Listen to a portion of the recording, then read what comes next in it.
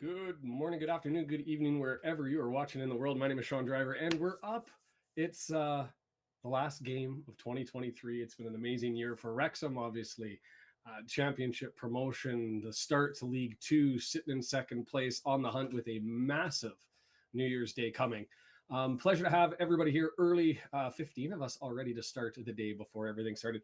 The lineups, not so interesting on our side. I mean, the only change I think that's there is Youngie coming in with Jones being suspended instead of Davis. I thought H is home, A is away. I hope I got it all right. Brian, that's not a soccer thing. That's me. British swap things back and forth, and they do it the inverse as to what we do in North America or what I'm used to. You can see up at the front, Walsall's the home team, so they're on that side. And it is okay. Andrew says it is. So then great. That's awesome. It makes it easy. But Walsall being on the side that they are, Wrexham being on the side that they are on the screen as you see it. That's typical for the home team and away team when horizontal. When vertical in the US or Canada, we're used to the home team being the bottom team. In the UK, it's the home team's the top team. Looking at their starting lineup, absolutely fascinates me. John was right to point out that Walsall is a potential banana peel game. I hope he's wrong, but when you look at the numbers, they've only lost once in their last 6 games across all competitions.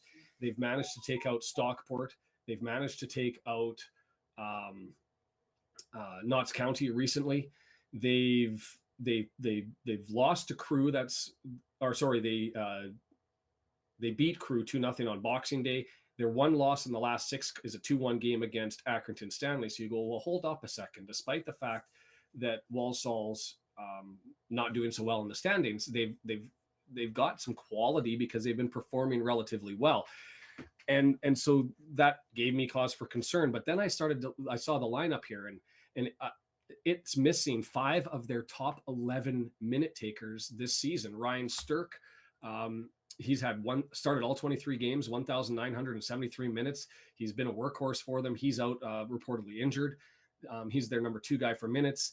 Their 5th guy, McEntee, 22-year-old, 1,726 minutes. He's got 4 goals, 20 starts. He's not in the lineup. Their goalkeeper went out back on November 28th, and he's injured. He left in the first half. But the substitutes come on, and I remember Evans and being relatively impressed by him from our first game. Packing away at Christmas. It's too soon. It's got to be at least after New Year's. No, you do your thing, Sharon. We'll be here anyways. But Smith, who's come in, he's picked up 3 clean sheets in the league. 3 clean sheets in the league and 1 clean sheet in the FA Cup. Being a 0-0 draw. So he's performing exceptionally well. You've got Ross Tierney, 22. He's their 9th highest minute maker. He's got 864 minutes. He's out. Joe Riley, 27. He's their 10th highest minute guy. He's out. And so you look at their lineup, and they're going with a lot of people who haven't packed in minutes for them. And so that will be interesting. I did look at their home record is exceptional. They're taking a lot of wins at home, not losing at home. They're really struggling away, but they're the Poundland. Poundland.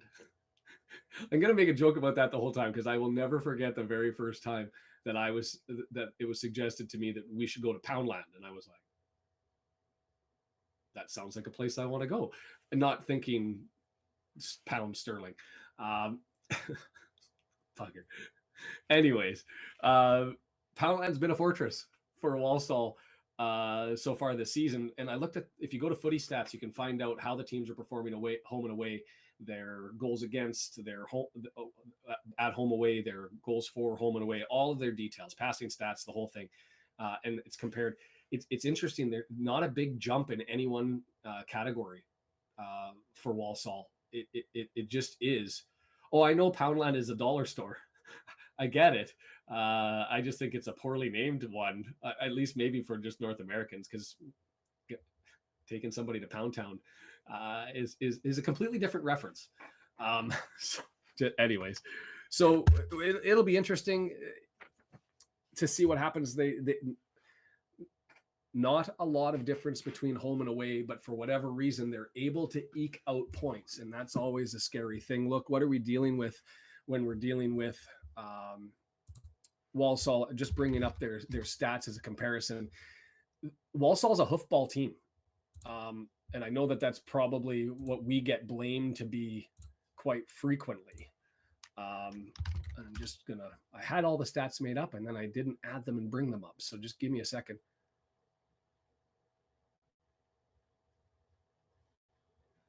But I want that game against Barrow. I want the drama. I don't want any more postponements, to be fair. We got one with FGR in the bag. Let's keep that one and move forward. But I'd like to be able to think of doing damage in the FA Cup. And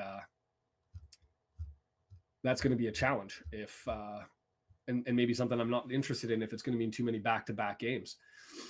So there is something to say, though, about getting through the January window. As far as the season statistics go and just comparing the two sides, we're a high shot on target team there in the middle of the pack. I will say the one stat that stands out to me, their accurate long balls are top in the league. They're near the bottom on accurate passes. They're near the bottom on possession. And that fits. They seem to be a team that looks to do things through the air. It may have been a game where maybe because they go through the air so much that Boyle would have been preferred to O'Connor, but it is what it is.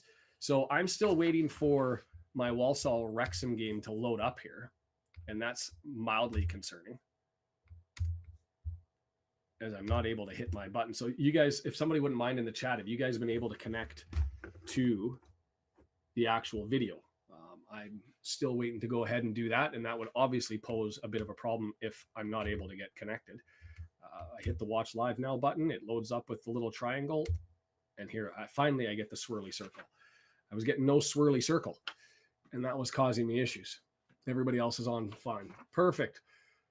So other than that, just looking at the chat, what are you guys thinking now? I am finally connected here. I'll be able to, I got to move my mic, and I hate the thing about this new mic. I love how good it sounds when it's not being bumped, but I find every time I hit the keyboard, it echoes. Bump the desk, it echoes.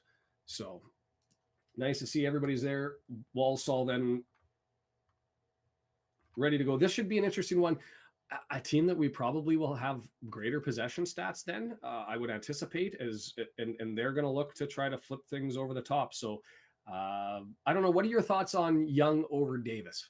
I kind of got into a bit of a Twitter argument with somebody. I put up my list of MVP, a 0-0 game all over at a Boarfest to end the year. See, this one's a hard one to predict, right? I could certainly see that. I could see an absolute Wrexham drubbing being a potential. I could also understand why people would end up saying that this is one where Walsall finds a way against the run of play to nick one from us, because that seems to be just what they do at home.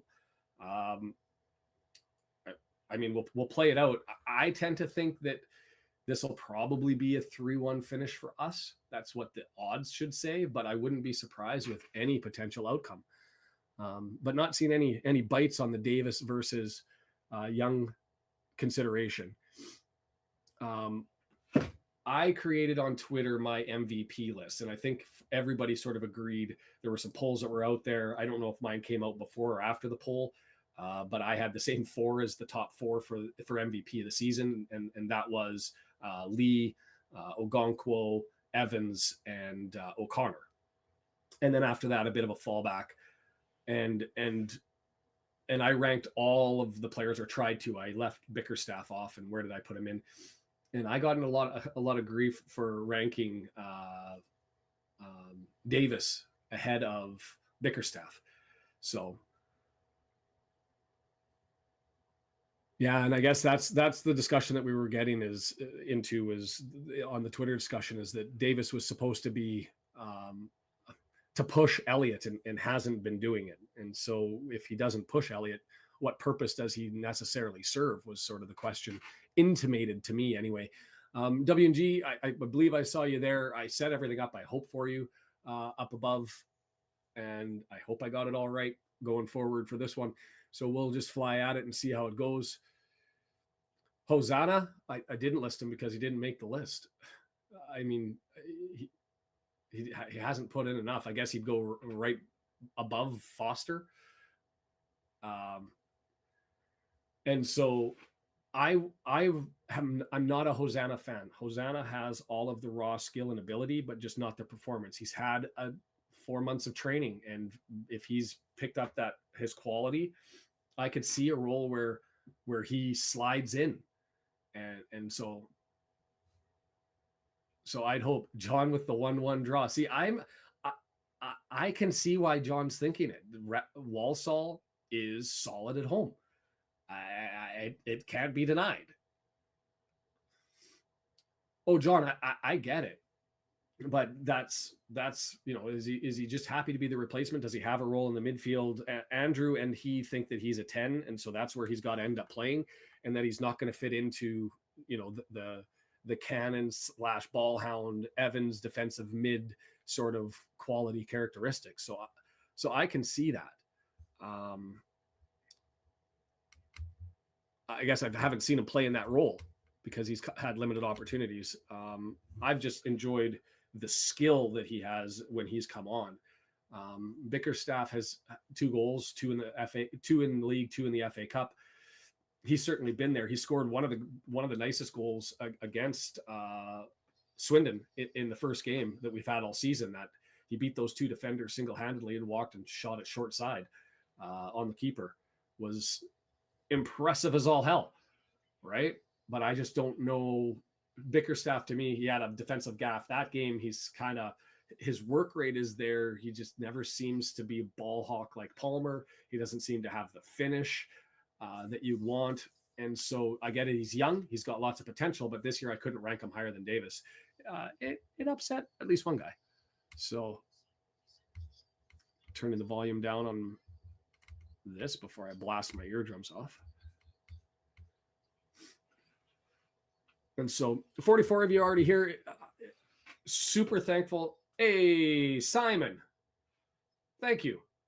Simon added himself as a new member. I feel blessed and honored when everybody does that, and I hope you get to use the emojis. Don't forget that they're there for everybody who has them. I haven't added the new ones. I'm going to have to do those relatively quick. But I appreciate it, Simon. That's awesome. Yeah, and I guess that's the concern. Banana Peel, everybody's looking forward to Boxing Day. I mean, I joined a Twitter Spaces with the lower tiers on Twitter. It was interesting. I joined it just to listen, just to eavesdrop, and then all of a sudden they were going through the Wrexham matchups, and they dropped me into the discussion, and I went, "Oh God, okay." And so I had to panic and throw the kids on the grandparents and run somewhere where I could end up jumping on.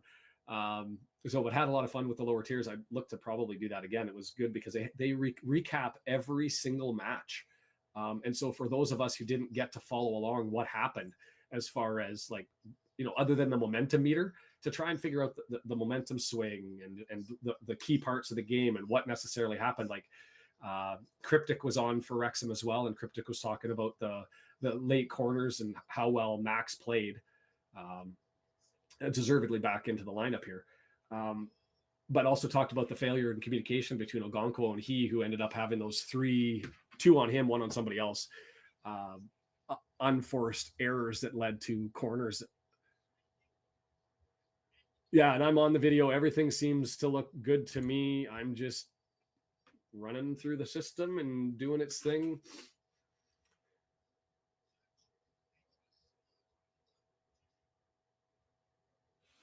That's awesome, Kevin. So won't get interrupted. The kids are currently out. They will be back home in about an hour and a half. And so you'll get to hear them at the end of the half. But if there's any crying in the background for this one, I don't know what it is, and we've got a problem. So we'll have to deal with that live because it won't be anybody. My kids are all running around.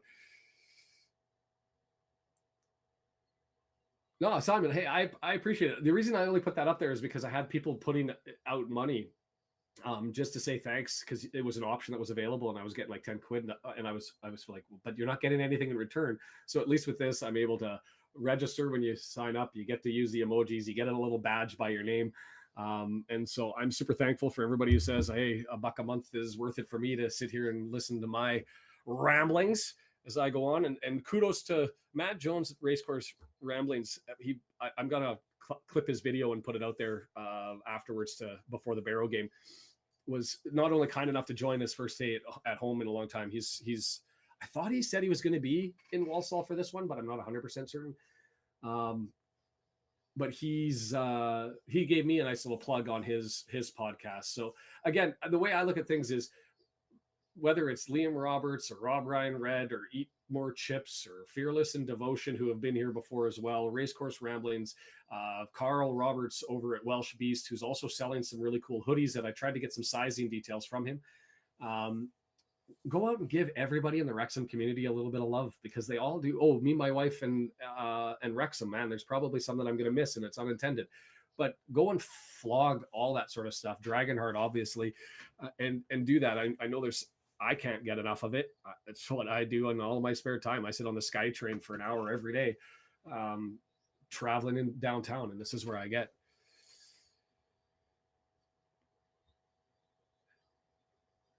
Yeah, Dave, it's one of those things.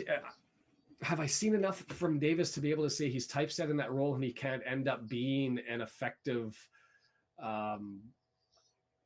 he's got a different game than Cannon, I guess, but can he be effective in that role? Can he be effective as George Evans? I mean, I don't think anybody tops George, to be fair. So, Andrew, I know of a couple who did the quiz. I haven't yet. I'm afraid to do it and then end up frustrated because I didn't do so well. But I know there was the Canadian Red did it and got, I think, 36 or something, which I thought was ridiculous from what I've heard of the numbers that have come out. I've heard that there are like 2,000 fans at this game. Is that what I've heard? And somebody put out, and I want to turn it into a graph. They did a stat of away support, and our away support is better than I think it's almost everybody in League One, more than 2/3 of the championship, and 2 teams in the Premier League. 19. See, yeah, now I'm nervous. I don't think I'm going to take it because I'm just going to end up being angry. I don't want to fail out on a test. John got 20. Brandon got 19. Hey, DeAndre got 27. That's one of the better numbers. 36 is the highest I've heard so far of an international supporter. Cramping over the line. I guess I might have to do it. How embarrassing would it be if I took the damn thing live? No, I'm not even going to subject myself to that. It'd be too much pressure. End up bottoming out and failing, getting angry and smashing my stuff in my house. Nobody wants to see that.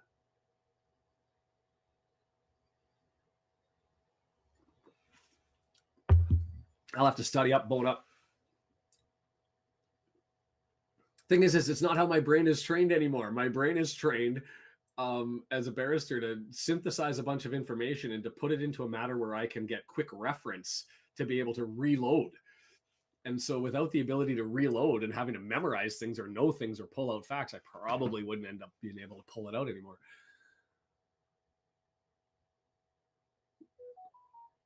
Well, that would make you Swindon, right?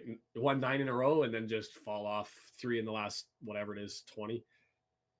They're really concerned. That lower tiers, you know what?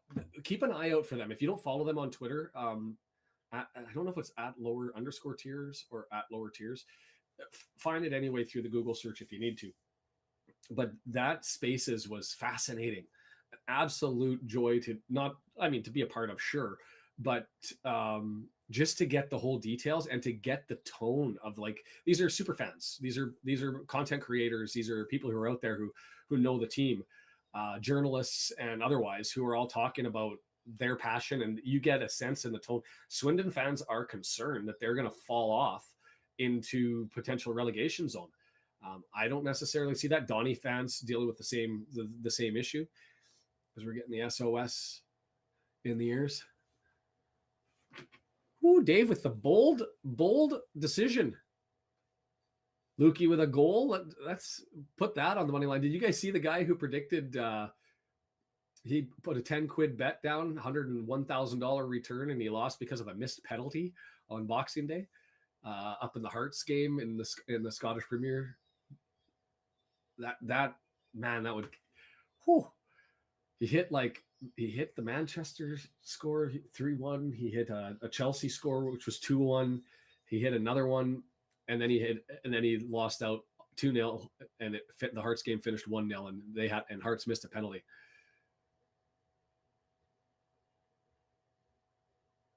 Ooh, that would be tough. Stats on a calendar year.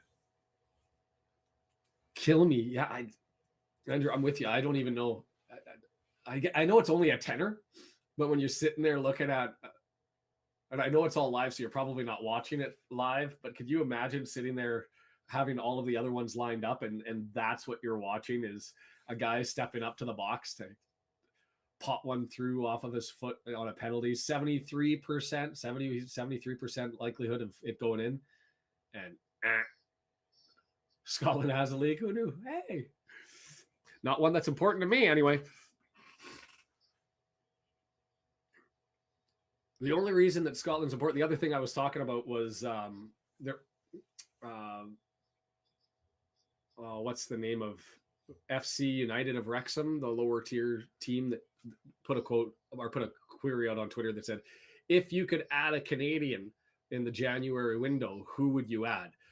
And I know I'm going to upset some people. My first answer was if you can't get Arthur, and I want Arthur. Arthur is a must.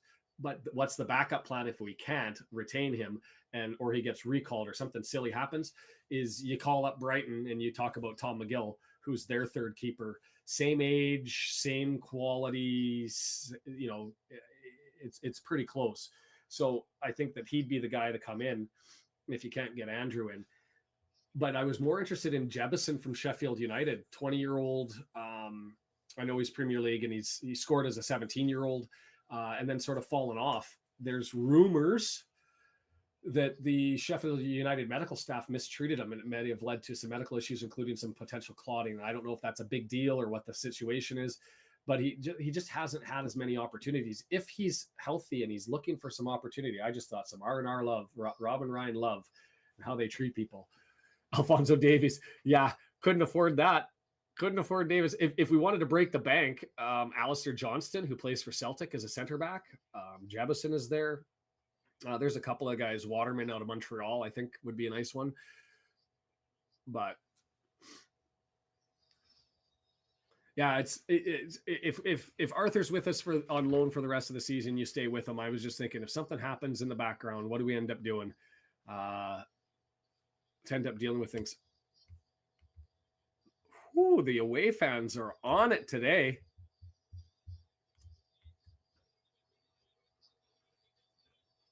And the stands, this is weird. You don't normally see stands this empty when Wrexham comes to town. Sorry, Andrew, who are you referring to as being not great? Alistair Johnston or Waterman?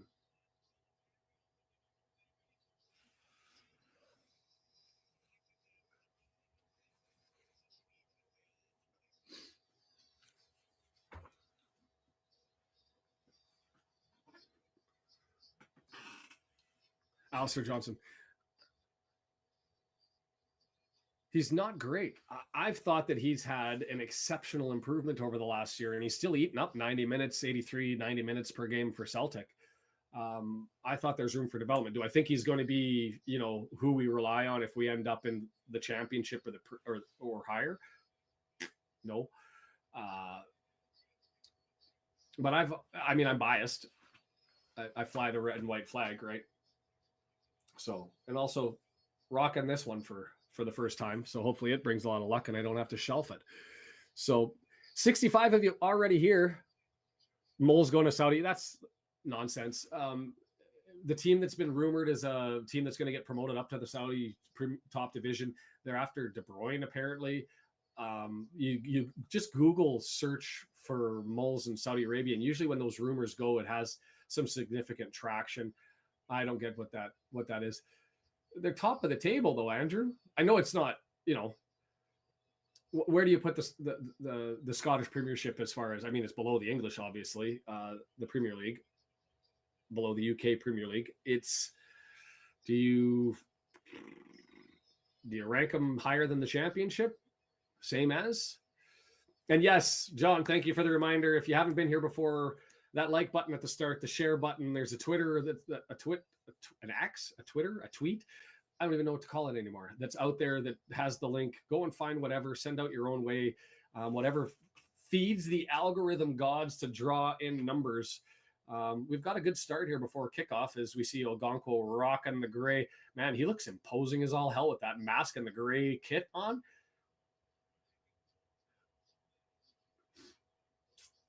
It's always Rangers and Celtic. It'd be nice if that league had some more competition. Yeah, and I like Johnson Clark Harris for his history, and I'm not going to deny that he has quality. The problem that I have is I want to get younger. I want a 23 to 25-year-old who can grow and develop and who has that chutzpah. I don't want to just be paying money out to pull in people that are going to pull us one leg up, right? And that's what I see with Clark Harris. I could be wrong. Maybe he's got more length in him than I thought, but like I'm looking 5-year plan, not 2-3-year plan. But then I'm not the one who controls the purse strings, so what do I care?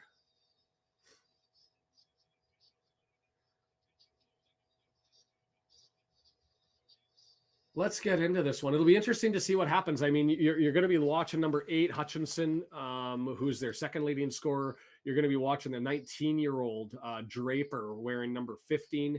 He's got their 10 goals. That's who Walsall has in attack, but they are missing a number of players. If you joined late, 5 of their top 11-minute guys out, including their number 1 goalkeeper, although their reserve goalkeepers had a lot of clean sheets lately. But they're missing Sturck and McEntee. Those guys have started 43 games between the two of them, and they're out. And so Walsall's coming in with a depleted squad and not a lot of people on the bench to come out and help them out.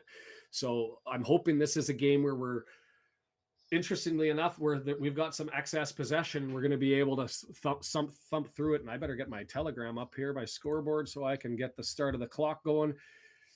Walsall going from left to right. If you're not watching this one, Wrexham from right to left. Game is available on iFollow down below. If you haven't joined us, let's get into it. The whistle blows. Oh, I don't even know what that whistle blew. Guy didn't play it. Whistle blew again. So I don't even know where the timing of the clock is. I'll have to match up when they bring it up on the overhead. That was odd.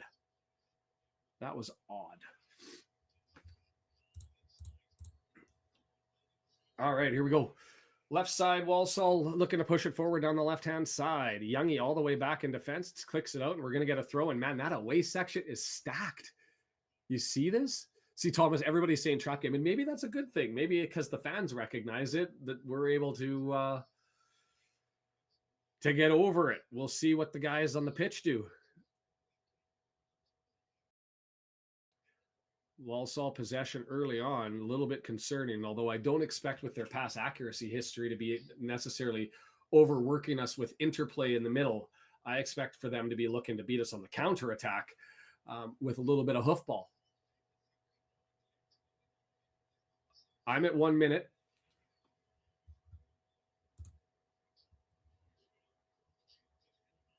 Sacrifice somebody. Always a thought and consideration, Bob, but who goes first and how do we decide? Sold out away and stacked, like around the corner. O'Connor, nice play to get himself over to the left and get it down over to Chase. And we're going to get there in the corner. Get up there and support. Well done. Cross into the box. Nothing but Walsall players sitting there as everybody was coming in support down the left-hand side. Nobody was going to the front of the net. Would have been nice to have been able to pull that back, but O'Connor... Well done. O'Connor with the scramble. Lee comes in support, nicks some possession, and that's the stuff we want early. Snowboard and Jay ought to go, fights. We're going to have fights in the chat.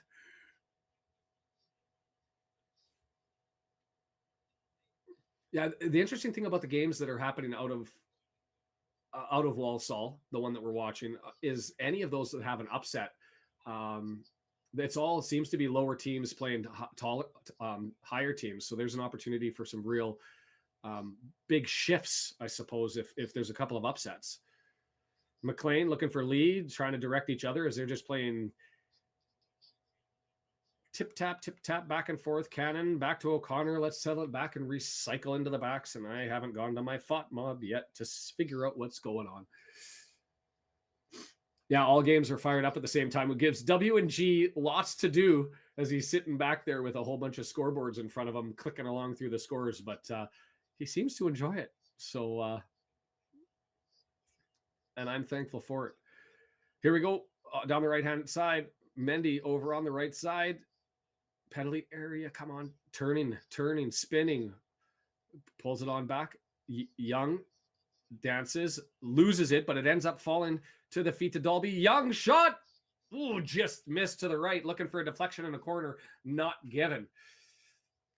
Who called for the Young goal? Because that was like that opportunity for Young to say, hey, you're not going to play me in a while. I'm going to teach you a lesson.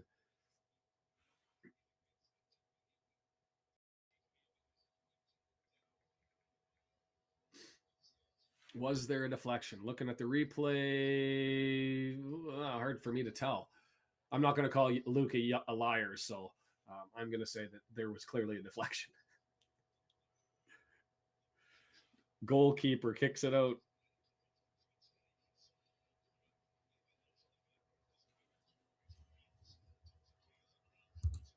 Lee over the top for Mullen to chase, not going to get an opportunity as that one's pretty easy. Swift is in the lineup. How did that happen?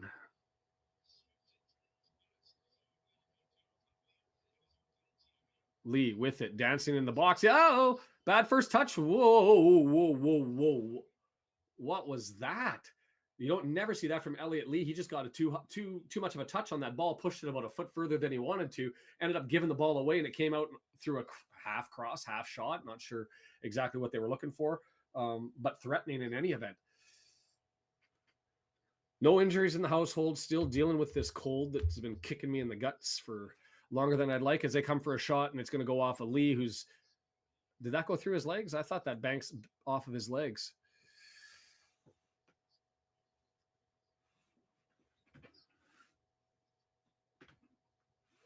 Man, the pitch doesn't look to be in good condition. Look at the mutter all around where Ogonko is.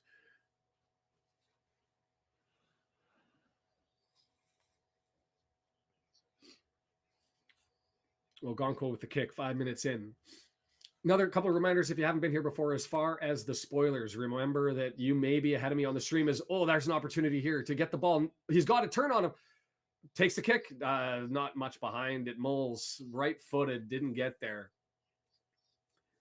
Too polite to accept it. Hey, Thomas, I appreciate it when people return gifts or don't accept them outright when they're handed to them, especially when it's to our benefit. Number 9, you're saying, Matt. Nice little touch to be able to get it away from the attacking player there by Luke, who's looked good, but then another heavy touch, and Walsall says, thanks. They've grabbed it, and away they come. Yeah, I'm not sure how I feel about this one. It's been back and forth. Lots of shots early, though. McLean miscontrols and gives it over to Walsall. I just don't like the fact that we're giving up possession to a team that moves it quickly. Corpse upstairs. Yes.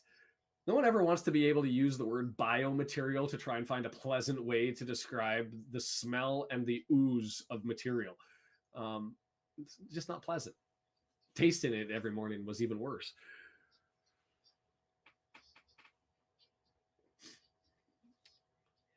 You know what, Swirly? Good point.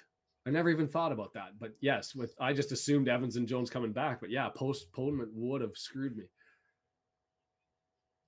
Jonas, we're only 6 minutes in, and it's been scrambly. We've had 3 different players having heavy touches, Lee, McLean, and Young, who have turned over the ball to get it back. But then we've also had O'Connor and Lee boss some possession. Mullen on a shot that was not really much on it, and Luke had one that missed by 2 feet to the right. Biomass is used by the Ukrainians. Not going there.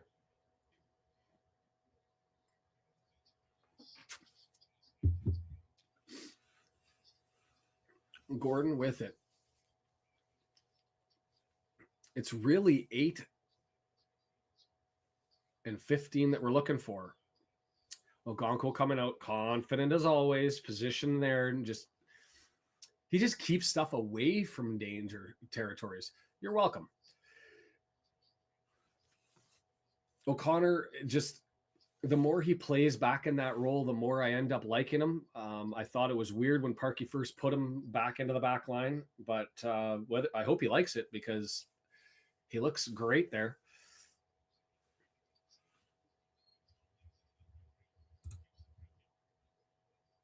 Free kick, Wrexham, just inside the half. 8 minutes in, not a lot to it so far, I'll tell you that. G-Zone, welcome to the party. Thanks for subscribing. If I didn't finish the chat etiquette, yeah, just keep the spoilers out. And another thing is just a reminder, if you post links, you post in all caps, you spam, the bot might grab you and put you into timeout. Don't want that. So I'm hoping I'm relatively okay. 8:30. If somebody wanted to let me know how far I'm behind everybody, as Smith has it. Talk about coming in as a backup and doing your role. I mean, Chomp certainly does that, but he's come in for 5-6 games and pulled off 4 clean sheets. I mean, it doesn't get much better than that, does it? Palmer's got an injury to his knee area. It's been taped up. I don't know what the status of it is since Boxing Day, but I know that as of Boxing Day, it was taped up.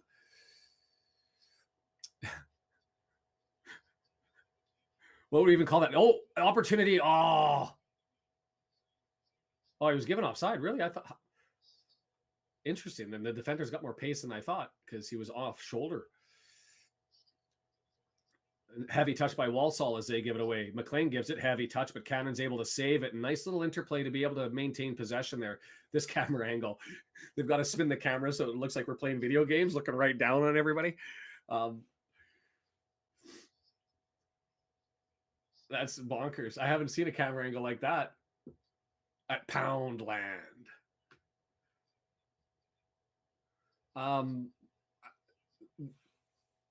Do I have an update? Yes, I have an update. There are 11 conditions. 4 of them are satisfied. They're working on condition number 3, which has to do with foul discharge. They've received word from Welsh Water that everything seems to be okay, and they can remove condition 3. And so the one thing I haven't checked out and found is I haven't been convinced that the full funding is available. I know that there's about 3/4, 80% that have been guaranteed. But really, we're in the process of removing conditions, and there's still some that have to be removed. So they're working on them. Shot, tough one. Whoa, just missed it. Threatening opportunity. Didn't even have the chance to say, as it ended up being passed from just on the edge of the area. Whew. And so that was Knowles. Gets it forward over to Hutchinson, one of their goal scorers that you had to keep an eye on, and he just missed a 1.5 feet up to the top. It would have been tough to get to for Ogonko.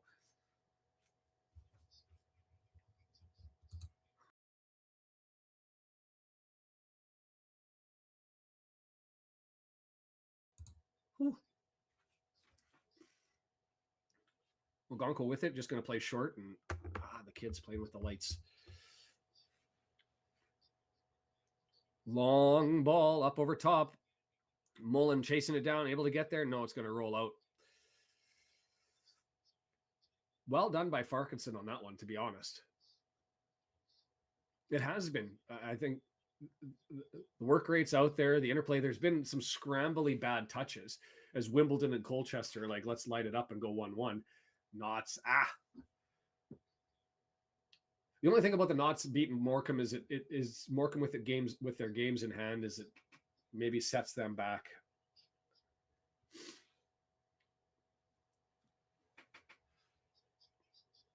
It'll be interesting to see what happens with Notts, as the rumors are that Luke Williams is potentially leaving for Swansea, which would be fascinating.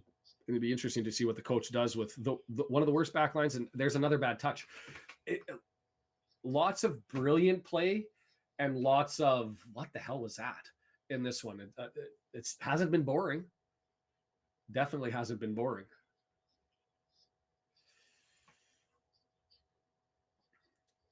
Tom Selleck, great little throw in there. And then we'll get to repeat the process. If he doesn't dress up as Magnum PI for Halloween next year, there's been a failure. Or grow out that flow in the back, pull out a little mullet.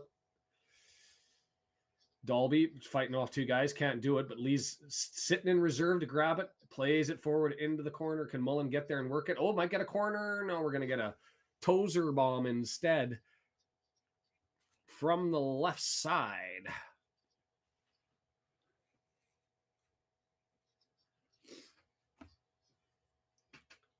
Brazil. The only way to watch it that I end up talking about is down below. You have to go to iFollow. It's 10 quid to watch the match. And that's 80% of it goes to Wrexham. And so you can feel like you're supporting the club. And if you want to buy a half season or whatever, you can do that. And then feel free to join us. Not able to stream here, and I'm not able to recommend where there's dodgy links as well. Trying to keep it on the up and up as much as I can anyway. Tom Selleck. Tom O'Connor with a nice little nick there, and they were going to recycle it and settle things back up in the back.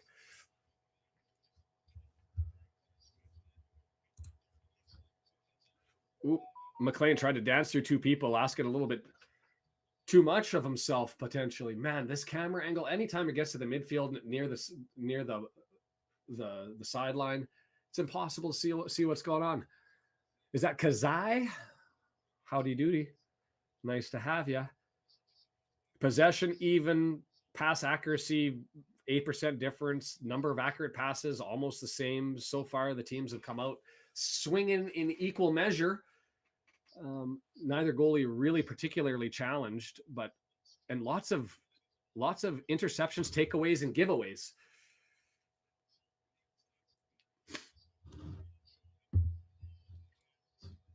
Bounces off. I'm going to go for a Walsall throw. Just lots of effort, lots of scramble. I'd like to see us settle this down. What scares me about this one is the last time I've seen a game that we had this much scramble through the midfield and a battle to get possession was the Stockport game. And after whatever it was, 26 minutes, it all went to hell afterwards. So hope that's not the same outcome as Walsall lets that one. Oh, he let it roll out, but I thought that he was the last to touch it. But shows how much I know. Switch, Daniels, left side, pushed all the way over, and there's a player hiding there amongst the Wrexham away fans. Forward, and here it is. Andrew, you got to remember, man, I love you, but let's not do the spoilers. Let's wait here.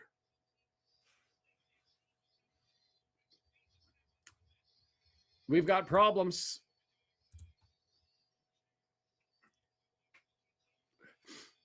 I didn't even see that guy over on the left-hand side. I mean, it was inconsequential, but pushed over to the left side, pushed through, and then just danced through us. I'm going to end up having to see what ended up happening with the interaction here. So Earring punches it forward, and that's on Tozer. Tozer back heel, and Max doesn't get over there, and in comes Earring out, who made the initial pass. So that's Earring initial pass, gets it forward, follows up on the ball. Tozer's got the guy with the ball, and Young let him go off his shoulder and didn't roll with them, and Max didn't slide in. Walsall with the start. Hey.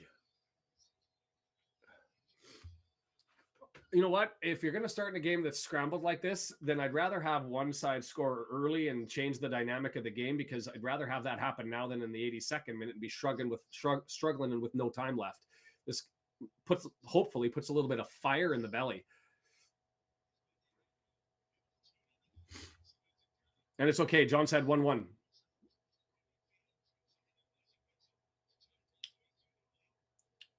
Lee, McLean.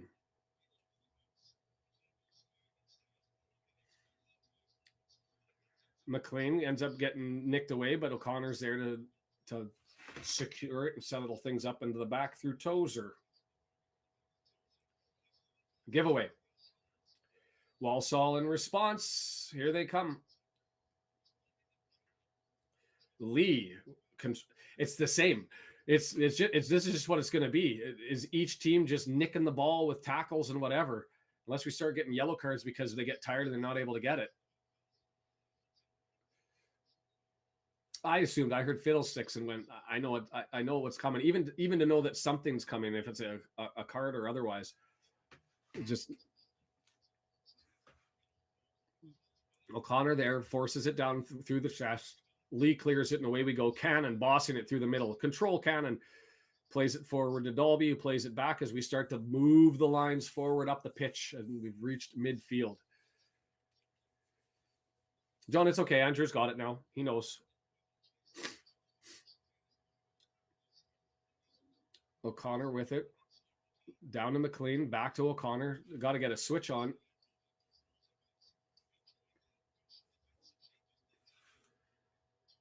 Walsall proven to be a tough nut to crack so far, missing 5 of their top 11 minute takers, and with their substitute keeper. Not what I expected.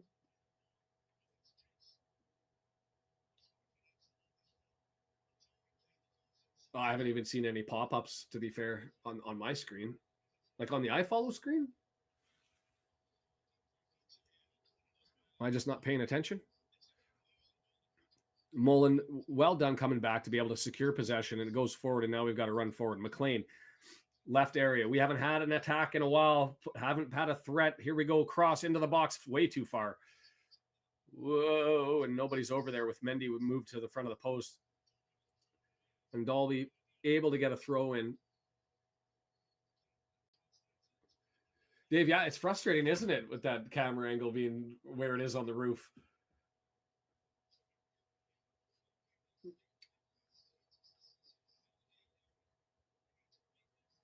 Kim, yeah, they signed he was arguably one of the top defenders, is what they say, in League Two. He was with Tranmere last year and then went over to the US, and I think he only played 9 games. And so now he's out on loan back from Minnesota United to Stockport for the rest of the season, probably join Minnesota, which because they'll be, 6 games into the season when this one's done.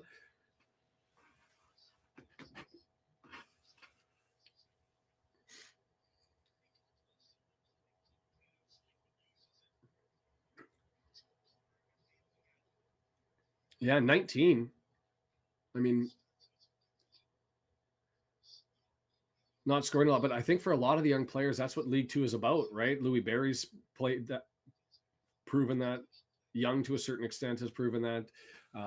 Draper's proving that this year. Does it work for Jebison? And do we get Jebison down here? Long ball given away. Walsall settling it down 20 minutes in, and still not really an attack, a significant attack on goal. Mansfield up 1-0. O'Connor controls again. McLean, header, punch through.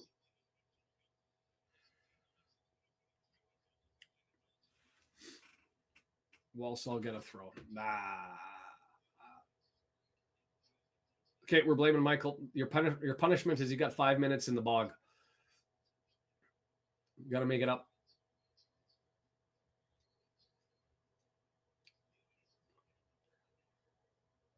I just don't understand why a manufacturer doesn't just spin out another 10.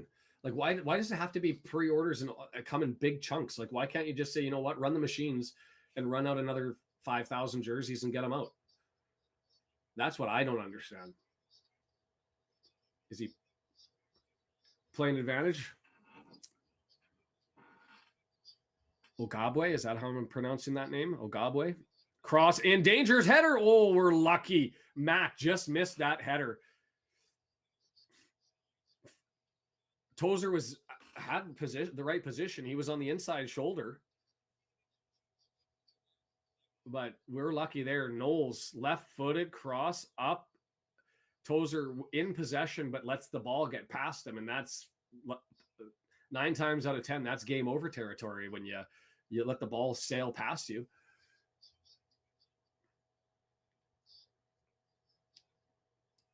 We're getting spanked here.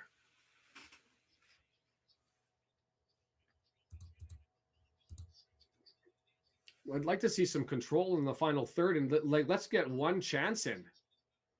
Lee. Flip over. He's got some space. McLean, get it up. Way too far. Too many Wheaties for McLean. That's the second cross that's gone way past the far post. Fortunately, that was touched, and Tozer's going to be able to run in for a Tozer bomb here. And let's get a threat here. Thank you, Brandon. Taking one for the team. Or taking a number 2 for the team. Lay one.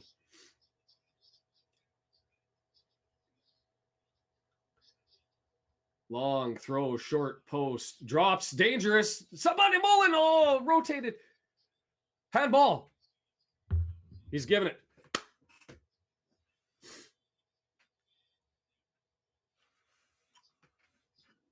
That was an impressive acrobatic spinning kick here. And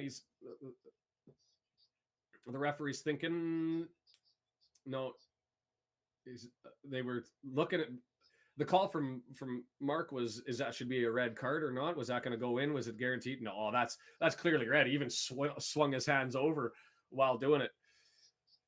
You can't say no to this. Let's go, Super Paul Mullen. Let's get one. Against the run of play, tied 1-1, an opportunity to go forward here.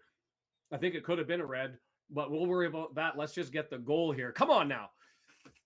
Get in. Beauty. Right in the middle, center of the pit. Just waited for him to move to the right and said, I'm good. I got you. Right where you were. Love it.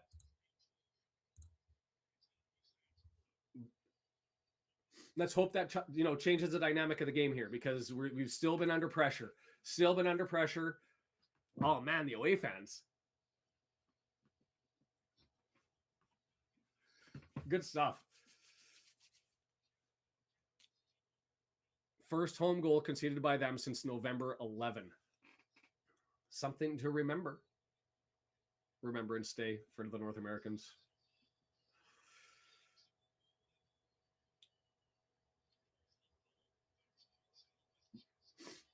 Bounces down. Walsall says we're going to come forward. Oh man.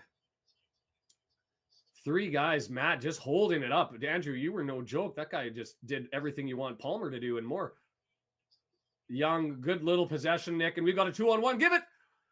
Oh, Mullen misses the pass. He could have. He had just go through, and instead of going to the left of the defender, across the face of the defender, he tried to put it behind the defender. There's no way to go and get it as it gets chipped out. And here we go. Both teams, man, this game is just nuts. There is nothing boring about this one. Not a thing. The only thing that really sucks about this game is this camera angle. Anybody got anti-nausea pills?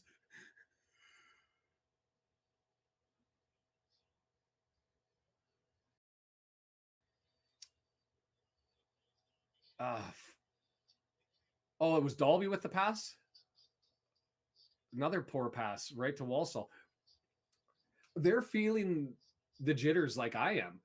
And they're like, the whole game is just scrambled. 25 minutes in, 26 minutes in. I would love to see it. And I haven't seen a site that keeps track of this, but the stats for giveaways, takeaways. Because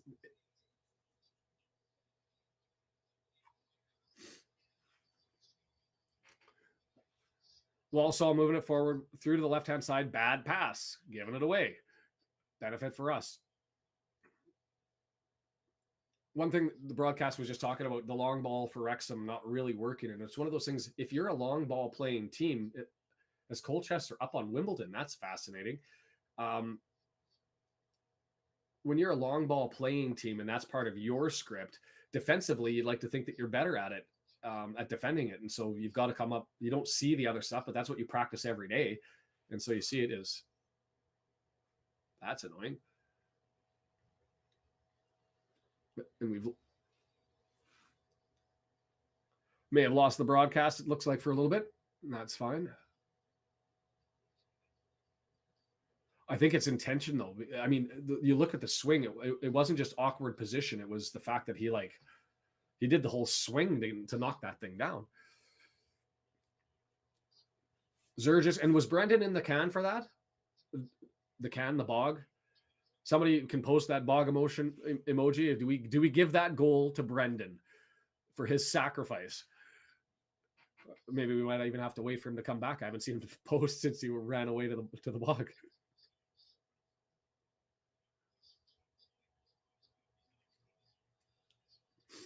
I'll have to look up that red card rule at some point in time and have a look at it. Sutton's already picked up a red. Can I fix that? I don't think I can. I'm gonna have to leave it. Only problem with those red cards, W&G, is they scale things, and I can never predict how they're going to scale the graphics. But we'll leave it for now. Langstaff took a penalty.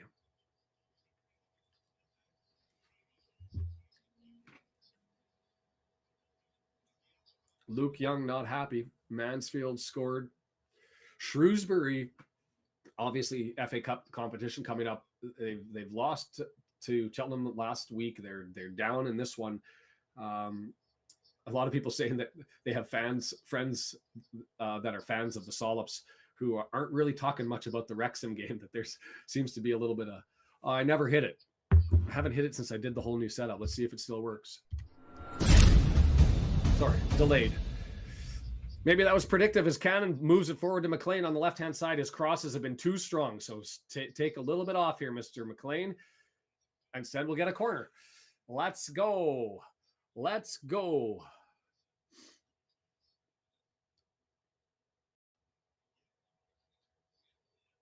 Yeah, I just don't think it was. I don't think it was accidental, just because of the hand motion. I mean, it was awkward. You don't jump and swing your hand like that.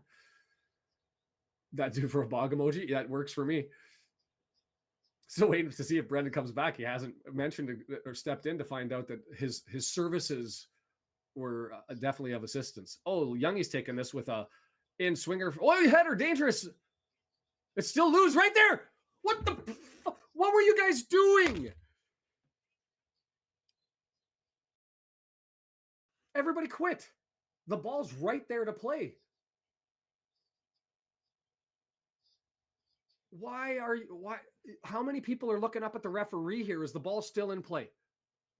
Header falls to the ground and everybody's making a shout, and all of a sudden they realize the ball's still there. That stuff's unacceptable. That is garbage. It stayed on the floor, and you didn't do your job and played on. Instead, you made an appeal. I'm not okay with that. That was 6 players. 6 players who just stopped and appealed while the ball's right there. And by the time they realized the ball wasn't played, they got overexcited with an empty net and it got skied up over. Dog's breakfast, Michael. That's what that woof is for. That was a dog's breakfast. I haven't been that upset about it because I'm okay if you're busting your chops and you're working. But the moment you take time off as a professional athlete, crossed over, Ogonko knocks it down.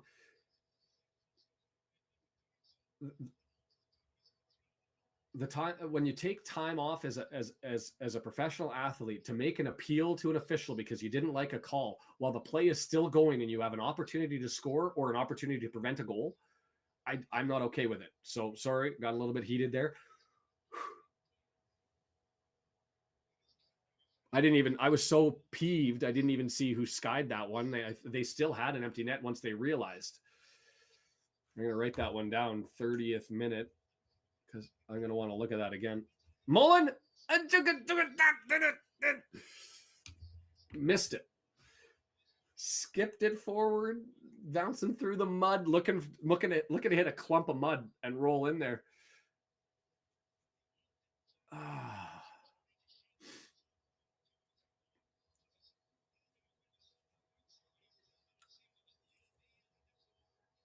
Like that's where when you have poachers who sit there in the box, they feed off of that. Like that's their situation. They just have this knack to be able to find loose ball on the ground and they score with it, right?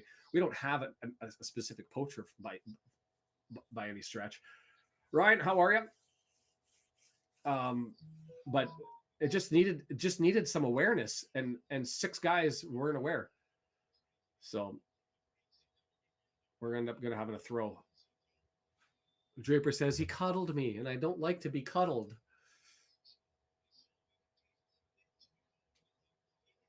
That replay,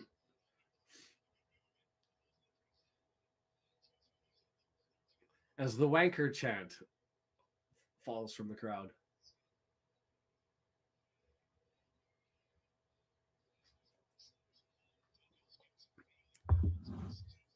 Walsall nicks it again. Oh, man. Everything through Hutchinson through the middle just seems scary to me. Knowles, right side, McLean over to help, cross, knock down, handball to bring it down, handball to bring it down. It's not crossed over. Lee. Oh, Cannon, sorry. Cannon gets it away and that rolled for a cross. I can't tell because there's a pole in the way of the camera angle in the corner. Well, try and guess and tell me what's happening in that corner.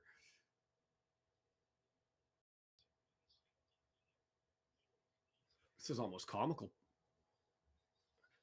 It is going to be a throw because I was said to me it was going to be so.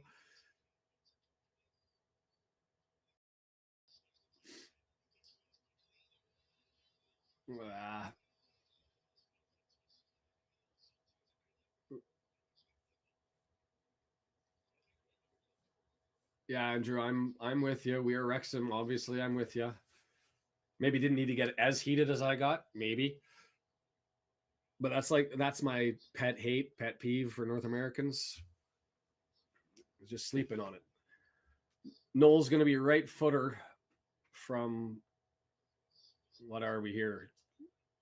It's 20, 25 yards out. Thanks for the close-up of Knowles' backside. Rather look at all the players lined up in the middle of the box. One person in the wall. Here goes the cross. It's in. It's dangerous, but headed away. Tom O'Connor. Buy that man a steak dinner after this one. His first half has been freaking impeccable. Hey, guess who headed that one away? Tom O'Connor.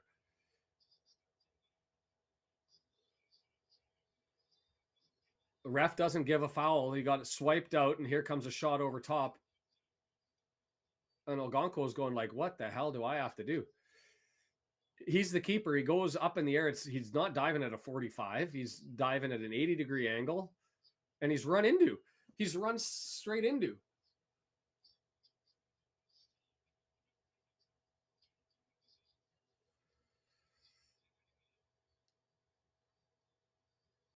I don't get it.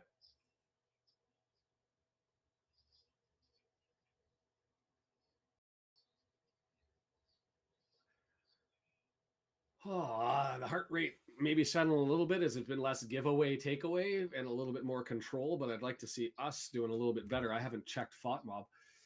Alex, nice to see you. Shots are 7-6.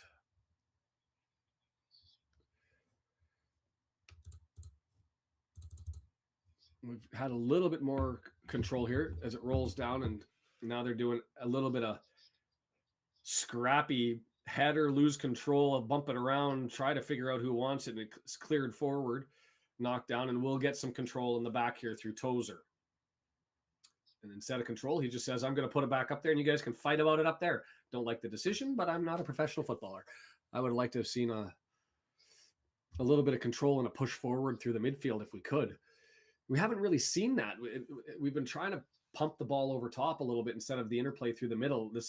We've got Cannon in the midfield who's proven that capacity of just bully ball. There he is.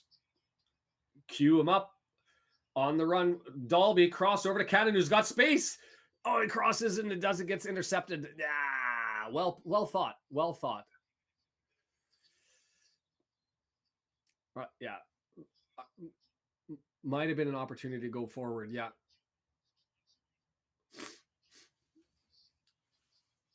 Brian, I appreciate the reminder to please the gods of YouTube, the algorithm gods with the like smashes. I think everybody, because it's been so manic, has been too tied in for this one.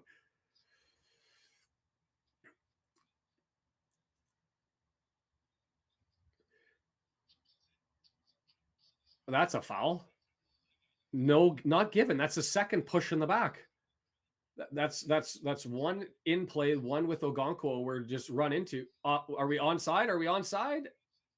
Flag stayed down, but the keeper came out and was able to take that. All hail the algorithm. I'll tell you what, this has been a half. I'm worked up. I'm heated. I'm excited. I'm frustrated. And I'm nauseous from the camera. Glorious.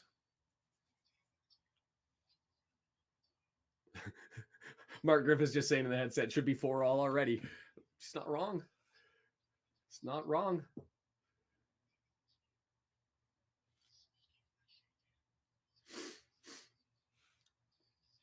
Well, sent forward a little bit too. We're fortunate because that would have been dangerous if it was a little bit softer through the middle, because he had Draper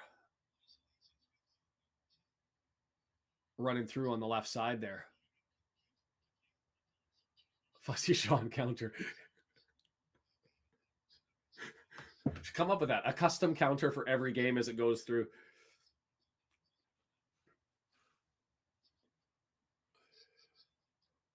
Yeah, you can. For entertainment value, we're certainly on with this one.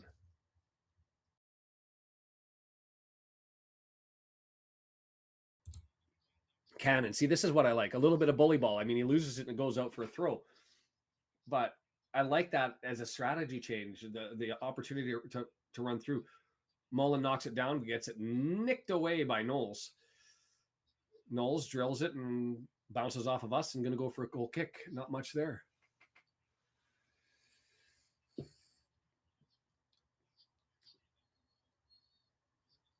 Man, if the only thing about, like, I want Bradford to beat Stockport. The only thing that's frustrating about it is Bradford's going to act as though they won the league.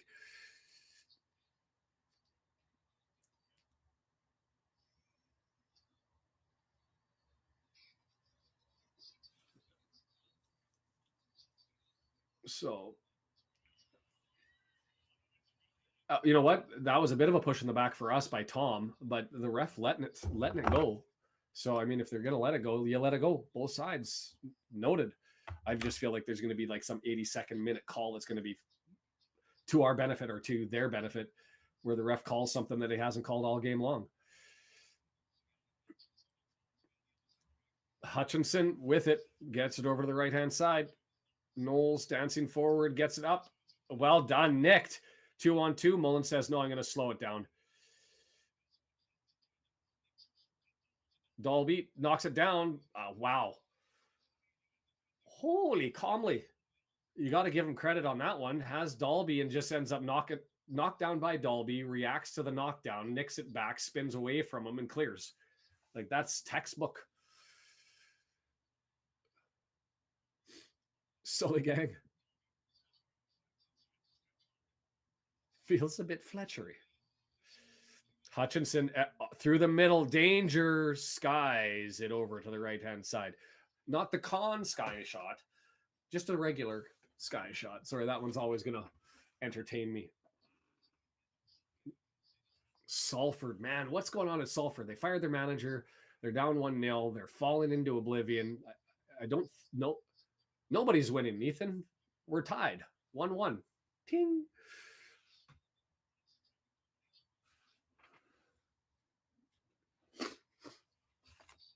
I'm curious to see what Salford does in the January window, because their ownership group has been dumping money in there, but they just haven't been able to attract the fans that justify their wage rates. So I don't know whether they're going to keep doing it. Mullen pushing, working up against not Daniels, the captain. And I'd love to be able to see, but I'm looking at some cameraman's lens.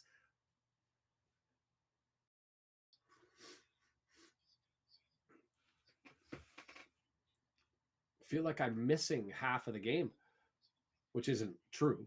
I'm only missing probably 2% of the game, but not being able to see along the near sideline either way. So I have no idea what happened in the corner, but it is a free kick for them up against the. Thanks for the subscription, Brad. Welcome to the party. Knocked down. Here they come. Gordon over on the left-hand side. Mendy facing him up. Left it back. Wow. Tozer's Draper there. Collapsed on. Oh, Draper sends it out. Got a block. You know what? Kudos on the defense there. Had a bit of a lapse from Tozer on Draper that allowed them to roll through. Came back out to Gordon, who ended up having a strike, but everybody was able to scramble out and get a block on that one. As Draper, no opportunity with 4 guys surrounding him. Was that Cannon who got out there? Cannon, who was marking Draper, disconnects, discharges from him, gets out for the block. That's well done, Mr. Cannon. Well done. You have to have Mendy on the bench, but yes, Hugh, Mendy's still on the wrong side. What is that, 6-7 games that we've had him on the right-hand side? Never. I didn't want Khan to be signed beforehand because it's, again, that 27-year-old plus age group isn't the one that I think that we want to be signing. We're looking for young guys. Whoa, danced Lee. Got it over to the right-hand side. Come on. Chipped away. McLean out there marking. Into the penalty area. Through Tozer's leg. And Ogonko able to come out and rescue Tozer there with the grab.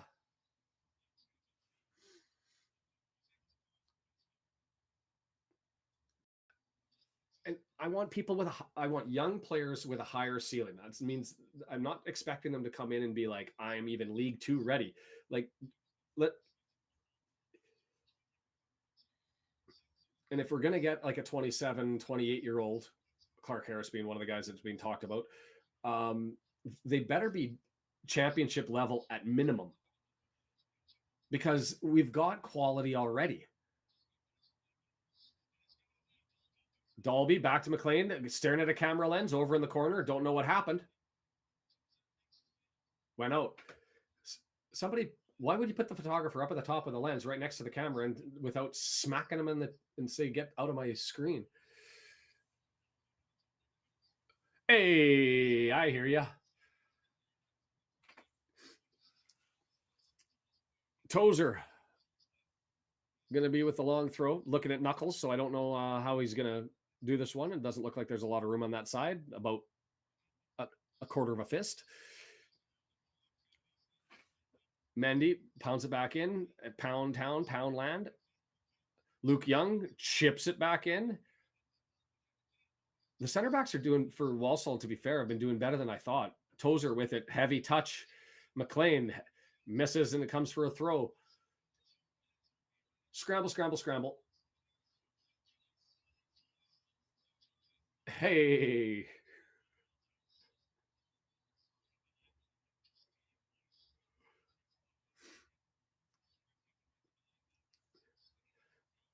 I'll bring that stuff up at the half because we're only going to have 2 minutes of added time. We're already 20 seconds in. Just the game's just been manic. Lee spins, loses it.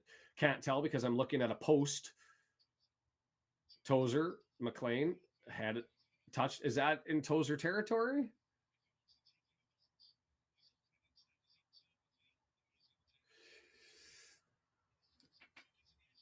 Oh, it's there. Well played. Cannon has it.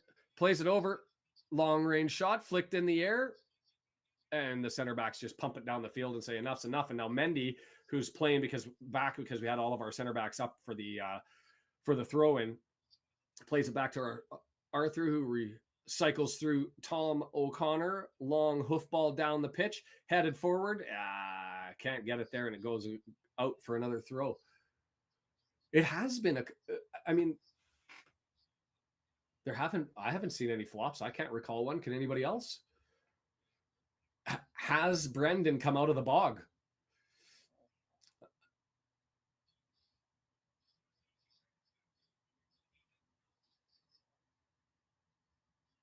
That was a lovely idea. Everybody expected the long one, just gives it to Cannon short. Well, let's hope Accrington can pull one out. Brandon's back, and a kudos to you for helping us secure the Mullen penalty there. We'll make you up a little plaque or something. I was in the bog.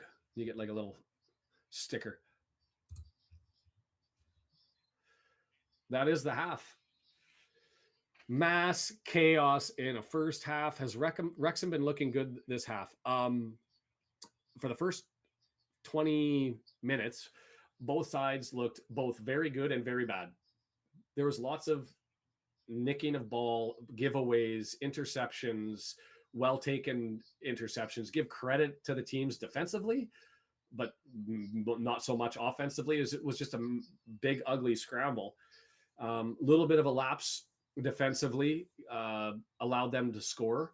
And then we turned around right away and put the pressure on and ended up getting a handball and a penalty.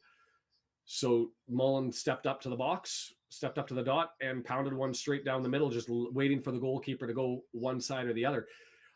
I can't say the ref's been bad because he's been consistent. He's been allowing, physical play. People are running into each other in the air, and he's letting it happen. I didn't notice that Sutton had a red. But yeah, while we're sitting here and everybody's sort of, before everybody walks away, I'll bring up the country tracker.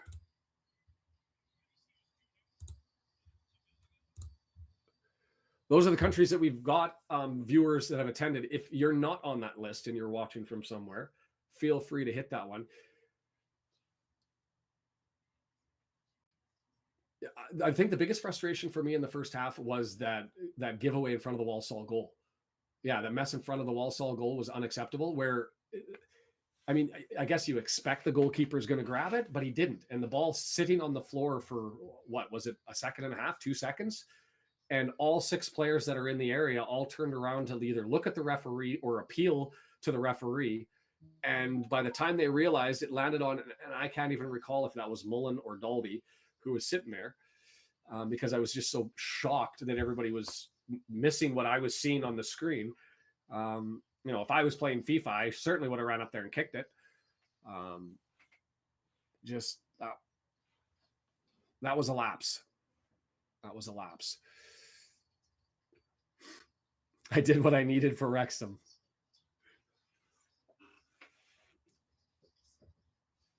I don't even know how we reward that sort of behavior, but there should be a reward for that sort of behavior. Oh yes, I'm no IIHF World Junior Hockey Championship stuff. I'm taping the Sweden game with Canada. I'll watch that one.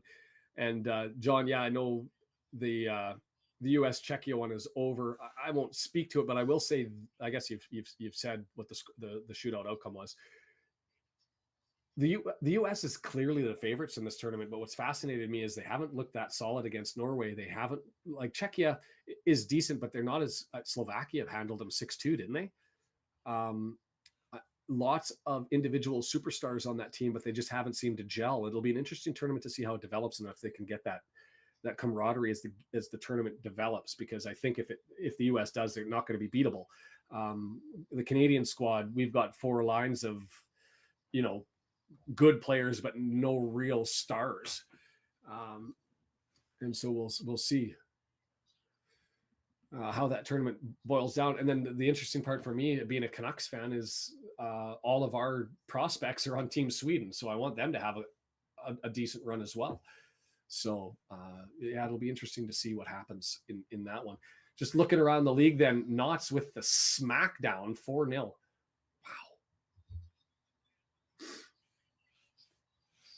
Well, I wouldn't have expected Mullen to be as dominant, but I'm starting to get to the point where, do you expect a little bit more from him than what he's given? Maybe. But, recovery time from the injury and all that sort of stuff. And he's still able to pitch in.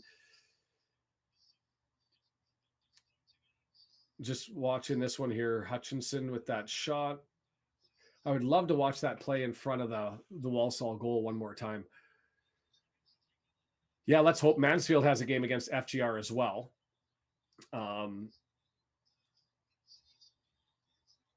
Yeah, that back heel was glorious.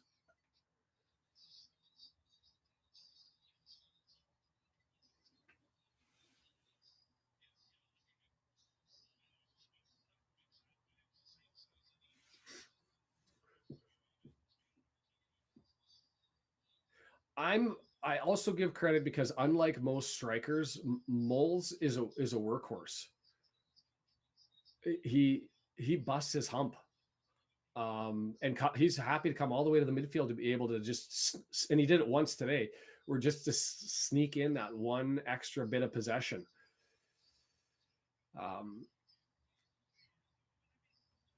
So it'll be fascinating. I'm trying not to look forward to the January 1st window. It'll be an interesting match to see if Mansfield, Stockport. Mansfield's up. They're going to take their 3. I don't want to fall off the pace here and be chasing on January 1st and turn that into a big game. Oh, I would love for a Stockport draw. That fits into the narrative. There are an increasing number of people who are saying Mansfield's the team to beat. And I didn't really understand why until you start to look at their offensive numbers. Mansfield to me was known as defensive stalwarts, but now they're starting to put together some goals for in recent games. And when that happens, they become a really, really scary team with games in hand, and they control their own destiny.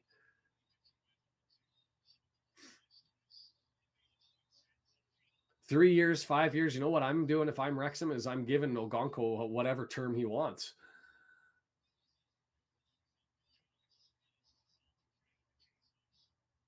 That's interesting. Andrew, you'll have to tell me why you'd rather play a team mid-table than a team at the bottom after mid-February. John, why'd you ruin it for me? Or are we talking about the Finland game? Yeah, don't talk about the Sweden game. I don't want to know that one.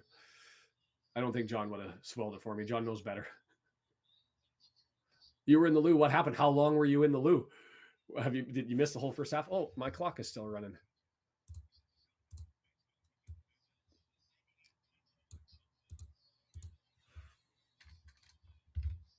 No.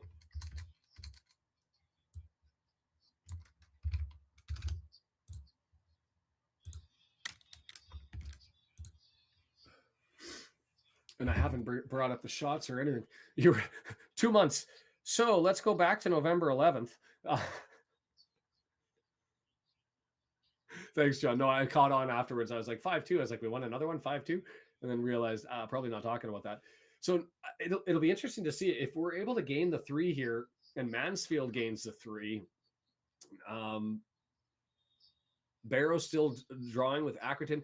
I just don't want to be in a position where we go into the January 1 game and it almost feels like a must win. Because you know that other teams are going to be taking points in that battle of the top 3 going forward, because then we're chasing for the rest of the season. And it's always, I always find it easier to lead than to follow. I get it.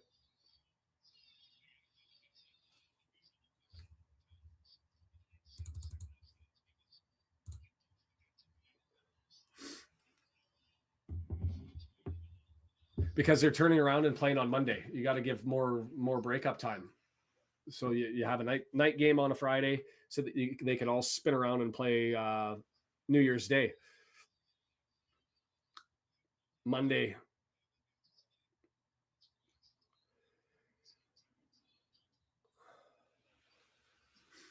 And then we go back to, we'll end up at the end of the year. We're going to fall another game behind. I don't know. I haven't looked at the January 6th matches as to how many were postponed because of FA Cup obligations. But we're going to be one of the teams with another game in hand, because we'll have a match with the MK Dons away that we can put into our bank account for the future, and we'll see what happens, which is another reason why the points right now are really important, because we know we're going to take a bump down in the visual aspects of the standing, having 2 games in hand. So I'd want at least 4 out of 6 of these ones. Obviously I'd prefer 6. Yeah, Andrew, and John got that too. To be fair, when I look at Tranmere, Sutton, Salford, they're just, even though they're playing for something, I don't know if it's there.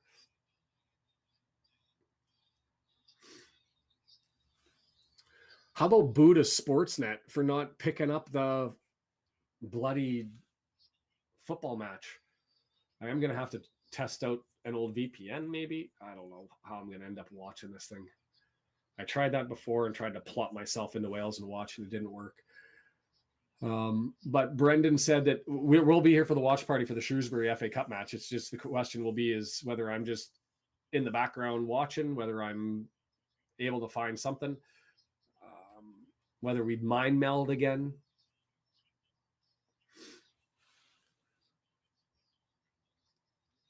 So Kim, did you load up both? Or is there a game on the telly that you're able to watch?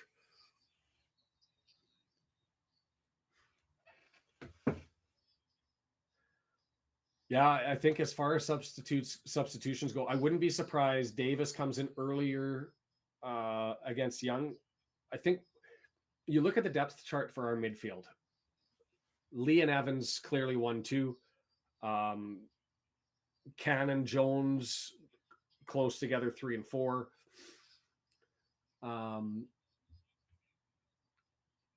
Then where do you go after that? And I know Davis is supposed to be Lee's replacement at a 10. You can't bring him in for Young.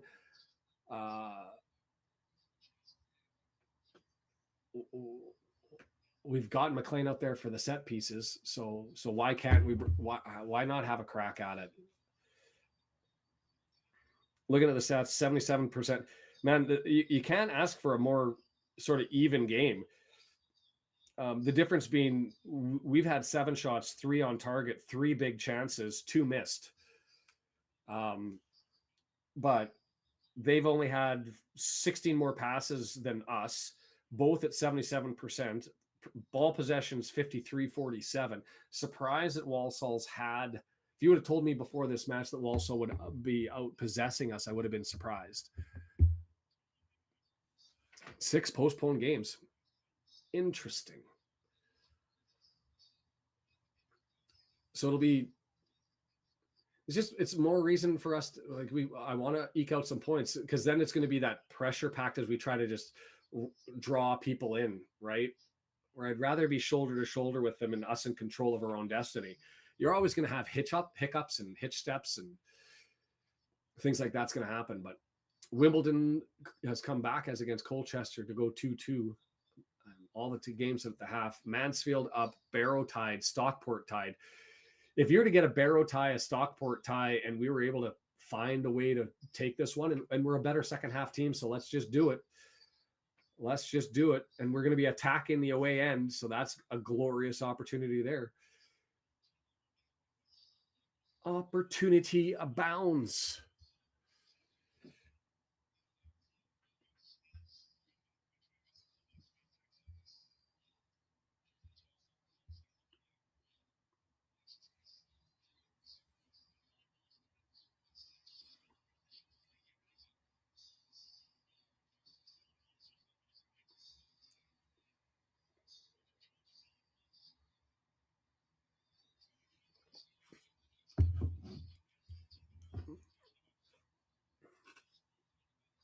They might not have updated, John, just because there might be teams that have played who haven't made the arrangements or posted them yet that they'll be playing in FA Cup matches, and you're not going to go back to back with a league competition, right? At least I'd be shocked if a manager would allow that to happen. So the players out as we lead up for the start of the second half. Let's get some build. To be fair, I'm curious about the momentum meter on FOTMob just to make sure my subjective recollection is accurate. But you look at the end of the second half as far as the momentum meter, and we had it from, well, they won't tell us exactly when, but let's call it the 36th, 37th minute to the end. It was largely us in control.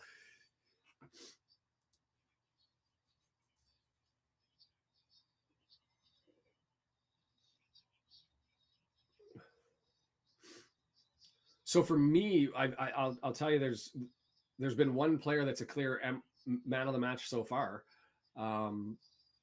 despite the fact that it was Moles with the kick and had his stuff. You had a little bit of the Cleworth Young. Do you blame them for letting Earring come running down past them after that interplay on their goal? I don't know. that was a pretty impressive work by Walsall to get that goal. But lots of giveaways, lots of takeaways. There's been one who's been doing takeaways but hasn't really been giving the ball away, and that's Tom O'Connor for me. Wimbledon, Gillingham, Wrexham, Newport, Sutton, Walsall, and Morecambe. So that means Mansfield's going to get a game, Stockport's going to get a game in, Barrow's going to get a game in, and that makes taking points right now just for the optics to be good. 150 watchers so far. We'll get another bump here. Usually at about the 65th minute, we end up getting another dump, but feel free before the half starts, hit that subscribe button, control and copy the YouTube link and send it into a tweet and say, hey, I'm here. This Sean guy's okay, I guess. Maybe come and follow him along.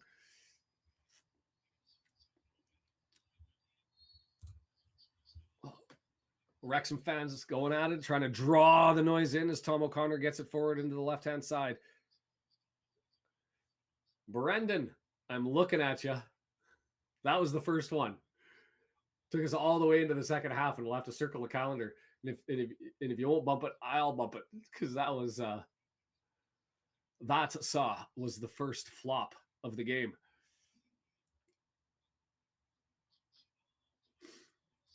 Yeah, I'm happy to add up front. For me, the biggest ask is I'd like to see two pacey center backs. Donovan Pines. That's my shout out for a name that'll probably never happen. 6'5", above average pace, former U.S. national team member who plays center back for, oh God, now I'm not going to remember, starts with a C. No, Washington, DC United. Out of contract, available on a free. Big, huge, ginormous monster of a man who's also got some pace. I don't know if he wants to play overseas or not, but if he does, that grumpy mug would be welcome at Wrexham. My take. And the U.S. guys would be happy.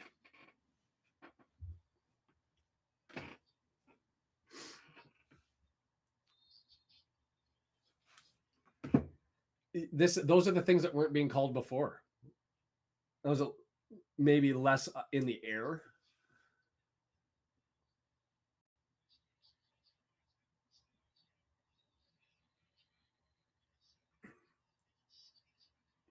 Yes, you're right. We'll wait until the 65th minute and see who comes in.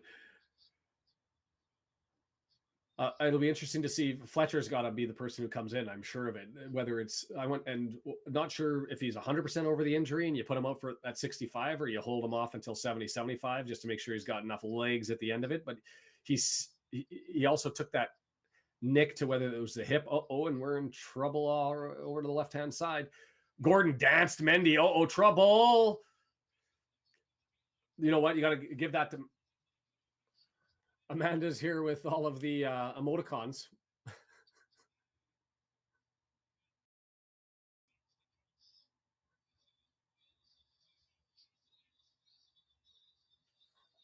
Don't know what that's all about.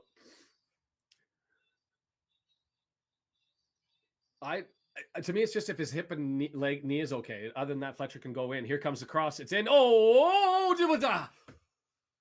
Ogonkwo. I mean, flicked header came in. Ogonkwo ends up trying to stab at it, punches at it, does whatever. It goes in the air, and then he reaches it up and grabs it. We're coming the other way. Cross in. Well played. Knocks it back. But Lee gets it. Dance over to the front.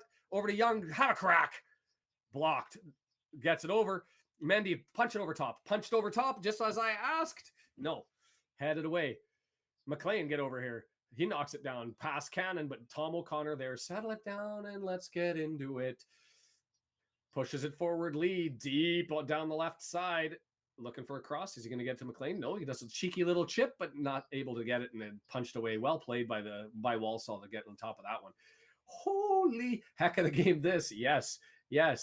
Cleworth, as the last man up, says, I'm going to sky this out so that everybody gets a chance to come back and take up some form.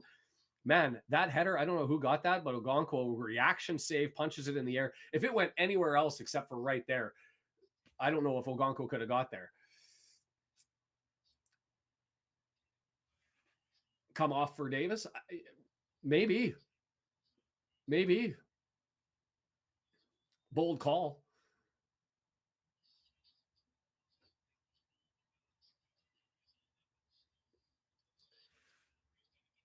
Gordon. O'Connor steadies it down, puts it right at Lee's feet, and Lee does a hoof ball down and just no chance. Going back to Dave's comment, Lee's not having a good game. I mean, that was 20 feet too long, 30 feet too long. Just rolls out. Not out, sorry, to the keeper. Smith taking his time, right footer. 5 minutes into the second half, been scramble chaos. Cannon with it, gives it away. Nice little spin, put him into the spin cycle. Calmly did. Switched over to the left-hand side. Gordon, cross, in. Just cleared out. Lost his balance. I thought that was going to be a foul, but I couldn't figure out how he went down. Mendy then out.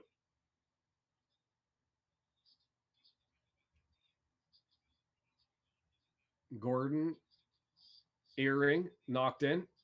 Tozer clears it away. Back heel. Nope. Yeah, Max. Bad clearance. Dave, I'm with you. But it's also something to be said about great players also find magic in the 11th hour. And so you always wonder with Lee whether he just finds that moment of magic in the 70th, 80th minute.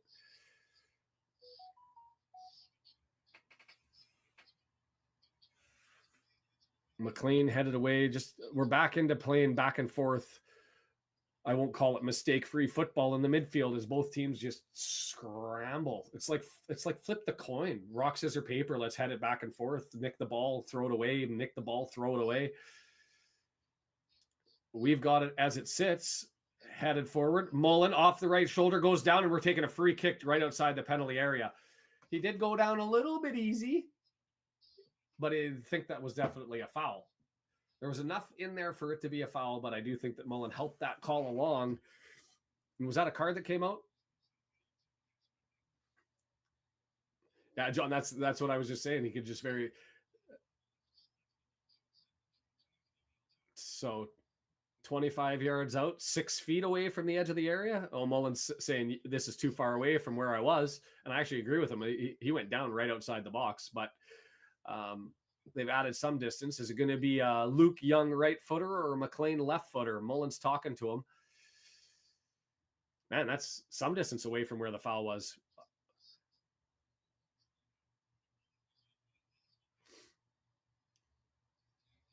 I think you take this with Youngie into the mob.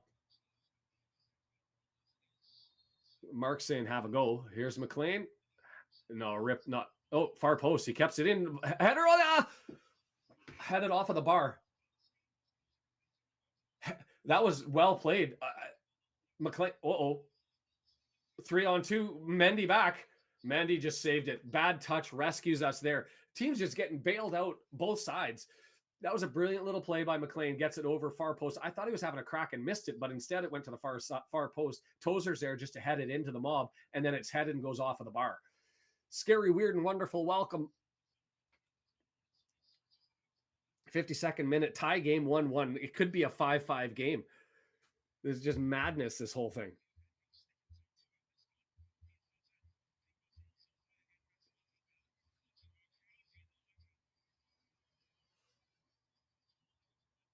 So who got that header? Tozer gets it. Oh, it was an own goal header. Gordon jumped up in the air and went to flick it up over top and then banged it just off of the woodwork. Got trouble. Cross in. Oh, it's right there. Blocked. Tom O'Connor, you beauty. Whoo! Scrambles too. Or was that McLean? I don't even know. We'll watch that on the replay, but just falling in front of the ball.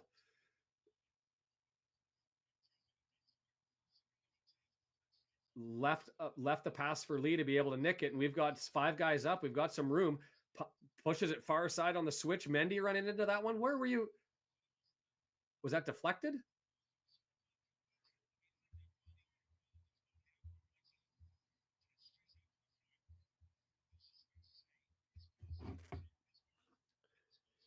like,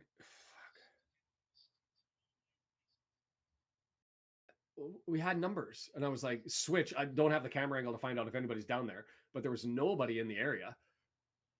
Like, I assumed that Mendy had to be coming down the right-hand side, right? Well done by Young.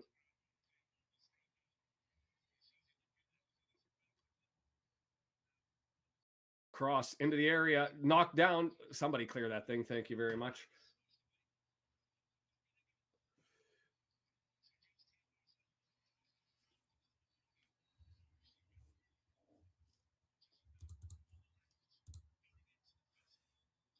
Young, Clareworth loses the ball, puts it on to Hutchinson. Cross, Ogonkwo knocks it down. Well, Walsall's been playing really well as of late. The problem is they're home warriors and away powder puffs. Well done, laid off, moves it forward. I mean, the scary part is Walsall's missing 5 of their top 11 minute guys. So they got some depth there. Lee puts it into the box. Dalby gets it back to Lee, tries to play it through, knocked down, no penalty given. Not given. Put it back into the area, and here we go. I love that they're not appealing.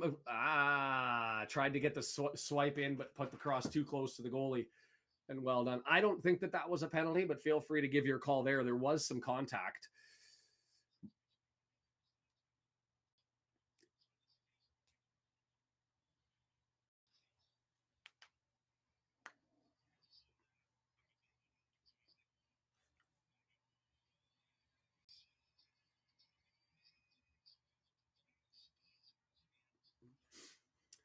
Out to Daniels. They're across the midfield stripe. Over to Gordon. Gordon on the switch. Hutchinson gets it over. Right cross coming in. Get in the air. Lots of white jerseys cleared away, but just in front of goal where Hutchinson takes it. Hutchinson looking, doesn't really have an opportunity. Gets it across. We're going to have another cross coming in from the right-hand side. Tozer clears it out, but this time puts it onto the feet. Lee, move it, Lee. No, he's not. And instead, he gives it away. Lee gives away. Hutchinson, edge of the area, cross inbound as we're scrambling back in defense. Cannon gets it, knocks it away. Clears it. Going to be a Walsall throw. I don't recall having this many giveaways by Lee in the entire season as we've had in this game.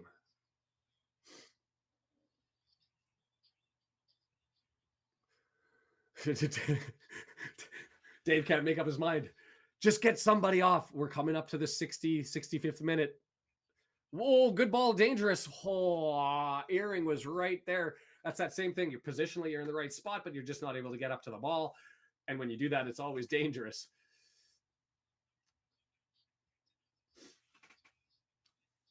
Yeah, and it could be the illness, could be the bug. I don't know what it is. He's just a little bit off. Oh, yeah, not even close. I can't recall even a 10-minute segment that has been this bad. Like, Lee's just always Mr. Consistent. Even when he's bad, he's better than good. Lee not able to win it back. He dances Cannon. Cannon trying to scramble to pick it up. Gives it. I think that was a foul. Came back, tried on the hurry, and he clipped him in the legs. Dangerous area because going to be lots of options from just in front of the penalty area.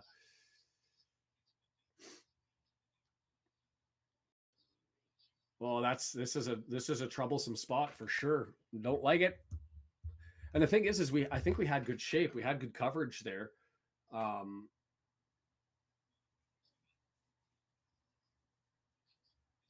Nervy times. Well, Dave coming back in recovery, could have left it or had the opportunity to put his head down to get in front of him. Yukon, Oklahoma. Hutchinson, we got 5 in the wall. Arthur's playing the left side of his net, leaving the right side of his net open. The wall's sitting there. Hutchinson's going to have a crack at this. It's a beauty.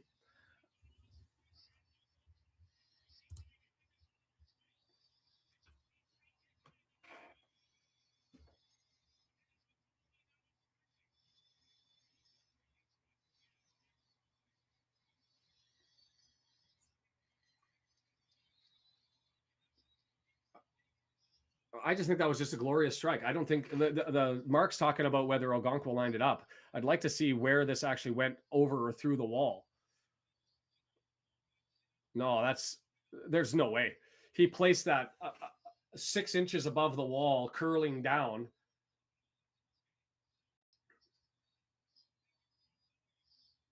Yes, there's nothing Arthur can do on that one. 6 inches above the wall, placed in the far right corner.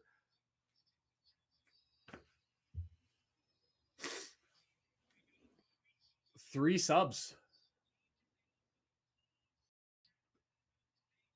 Ford, Fletcher, and Davis.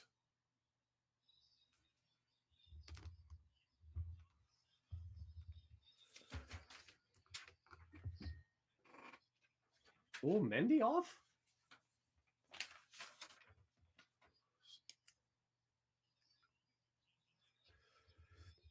So Dalby for Fletcher. That one makes sense. Let's get some Scottish magic here. Yeah, Ford for Mendy. I mean, positionally, that makes sense. I just thought Mendy's been having himself a good game. Davis, did he come in for Young?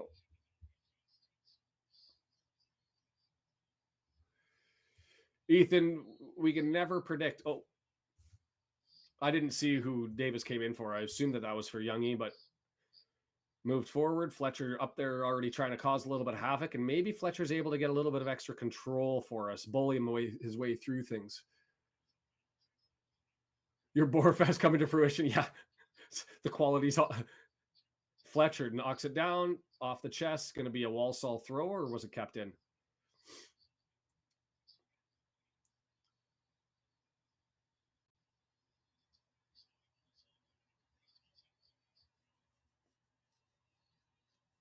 Iraq. That's a new one. I don't think he's been great, but I don't think he was the worst one on the pitch.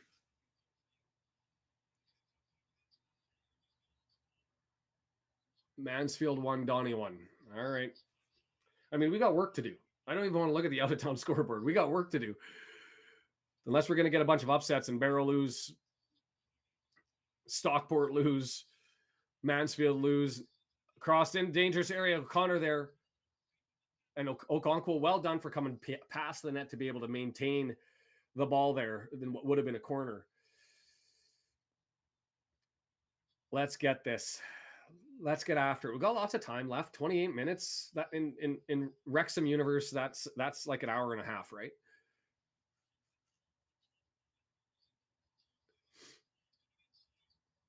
Forward with it, claims it, knocks it back, settled anyway, so I'll take that. Oof, giveaway, poor pass. Cannon saves it. It's going to go out. Oh, it doesn't go out. Can't tell that there's people down there because the camera angle doesn't work into that sideline. Yeah, the only one I don't know is I know Davis came on, and I'm assuming that it's for Young. And I haven't seen Young. I see Cannon. I see Lee. So I'm assuming that it's got to be for Young.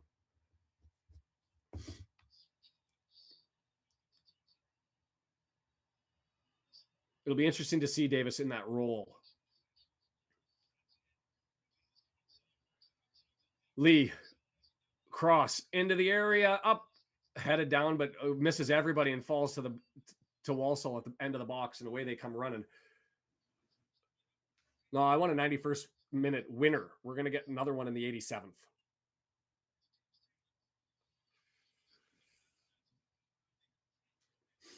Thank you for the like from Canberra. Home of the Raiders. I won't say anything about Lou Menenga. Smell my finger. Max with the hold, not called. Now it's called. Played some advantage. Had to give that one there. Just a little bit of Christmas snuggles.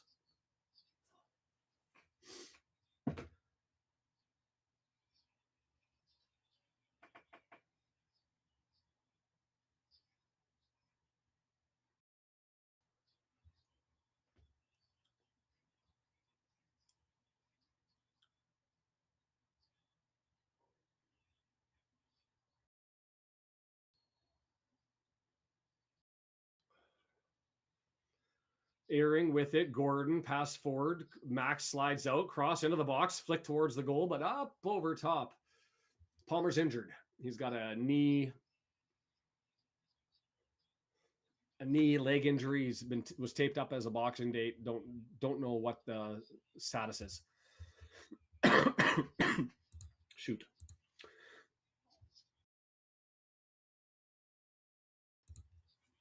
Sorry about that. Walsall with it. Gordon spins, knocks over, falls down into the area, takes a crack, bounces around, hit a hand, but no handball. Seems like one of those accidental ones just close to the body, just fell down off of us. Clearworth takes a header to the head and it's given away the other way. And the fans don't like it, but that seemed like an obvious clash of heads to me. I thought it was. Unless we really sold that, but I don't think Max sells things. Oh, yeah, I clocked him right in the back of the head, right? Just behind the ear.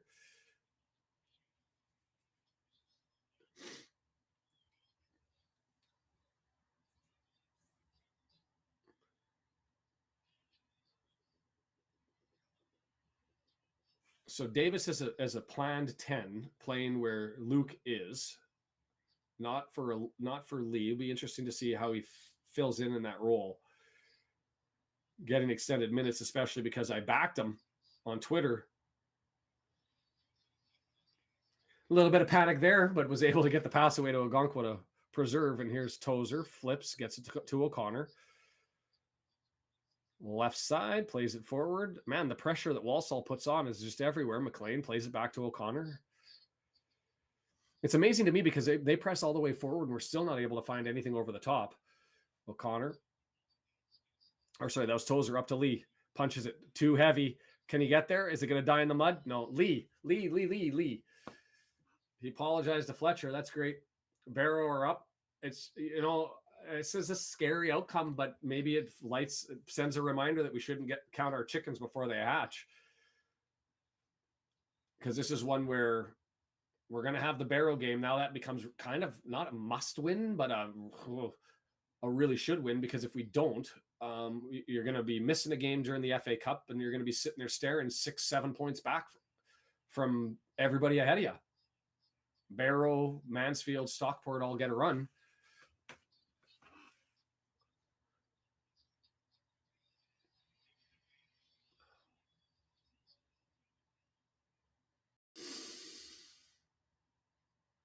Farfenuggen.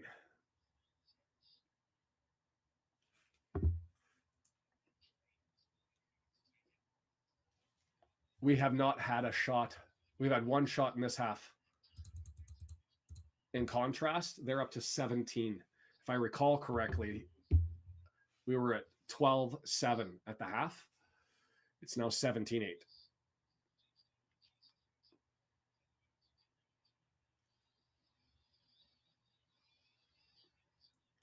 Ogonkwo, long ball, goes too far. Just hoofed the other way. So we had it the other way.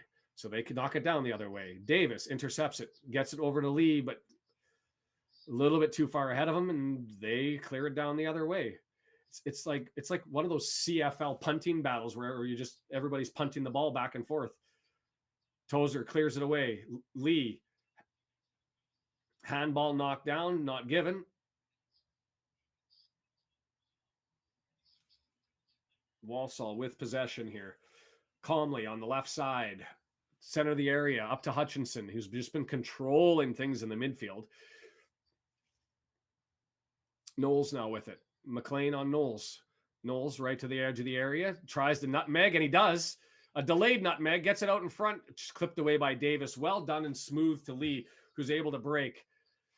Mullen finds him. Is he able to spin off? No, Mullen's got it on the left-hand side. Lee. Come on now. Lee Cannon.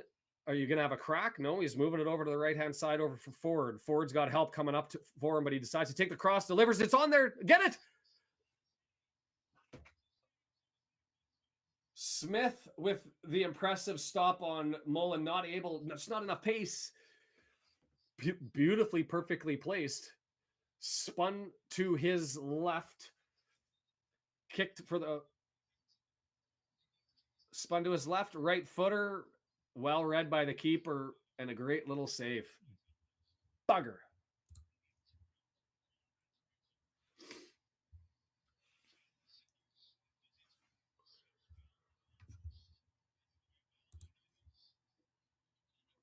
O'Connor fighting for it. Oh, hold. That's going to be a free kick the other way.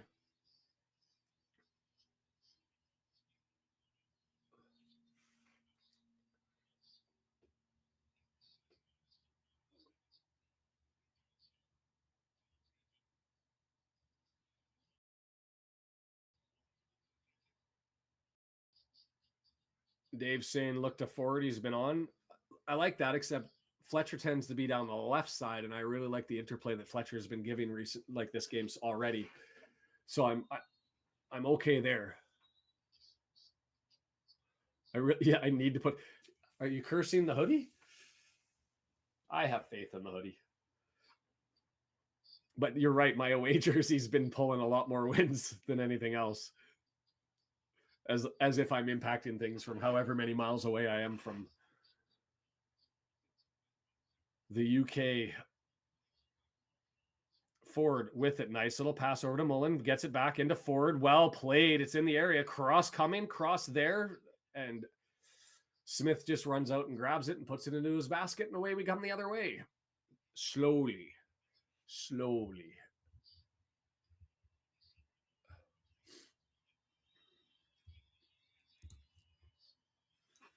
The whistle's out. Looking for the interplay, but time wasting.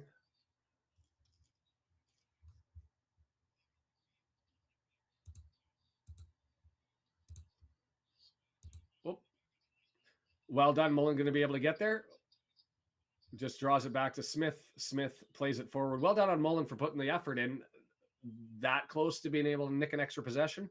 But as it sits, they come the other way.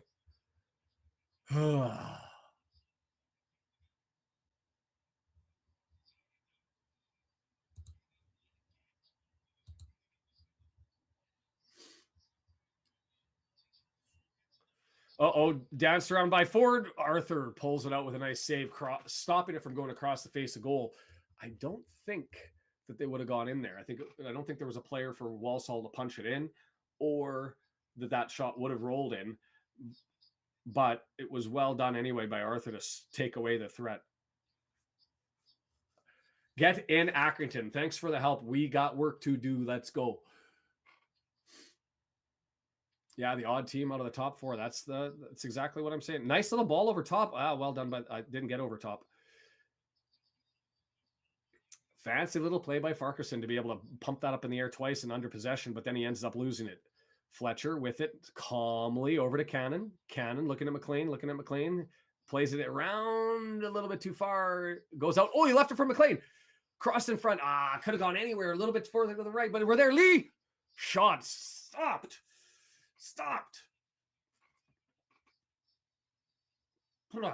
We're in the hunt. Let's go.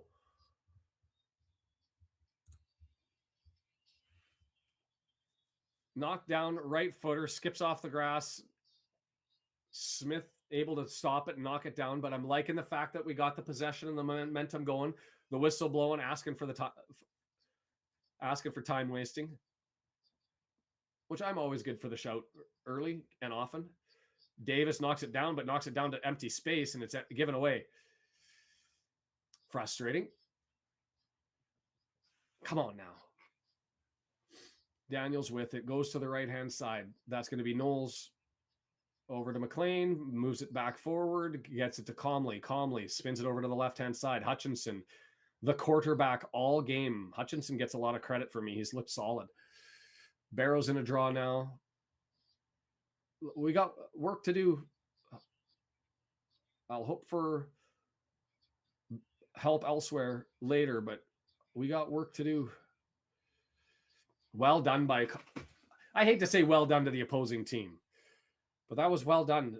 Interplay all the way back to the center field, and there's work the possession over.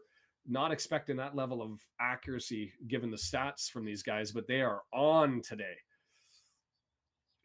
And they were on except for that kick.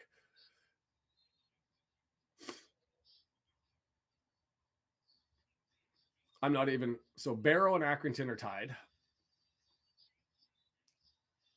We got subs coming in.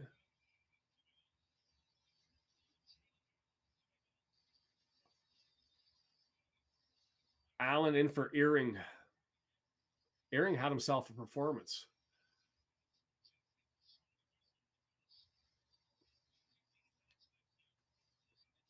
$15 plus added time. Not a lot of added time so far in this one. I mean, you'll get the 30 seconds for the subs. You'll get a couple of brief stops, but we're sitting at what, 2, maybe 3 minutes?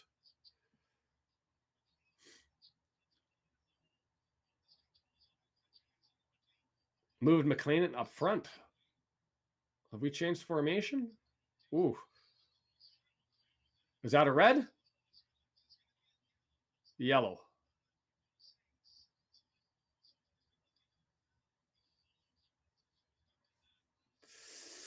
Gabala. Thank you for joining. No, that's a yellow. That's a yellow. That's a good call. I thought it came later than that live. Was that the sub that just came in? Tozer, free click, kicked all the way over. It drops. We got space. O'Connor didn't know what to do. Quickly, slowly, up, down, did nothing, and just lost the ball. The first misplay for O'Connor today.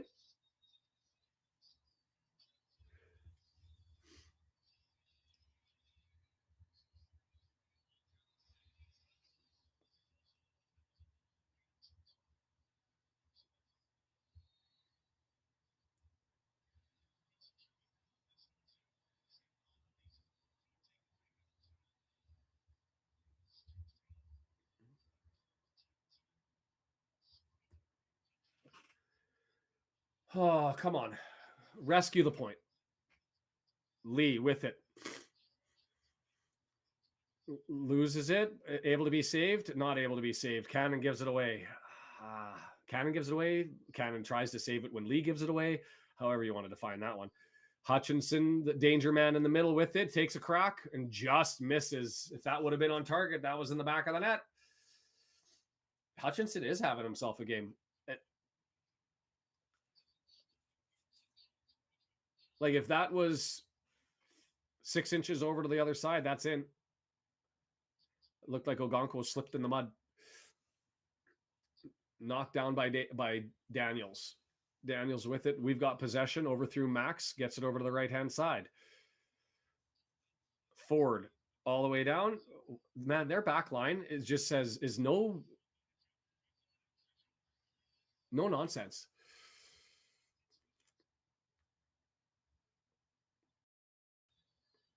Here come the whistles.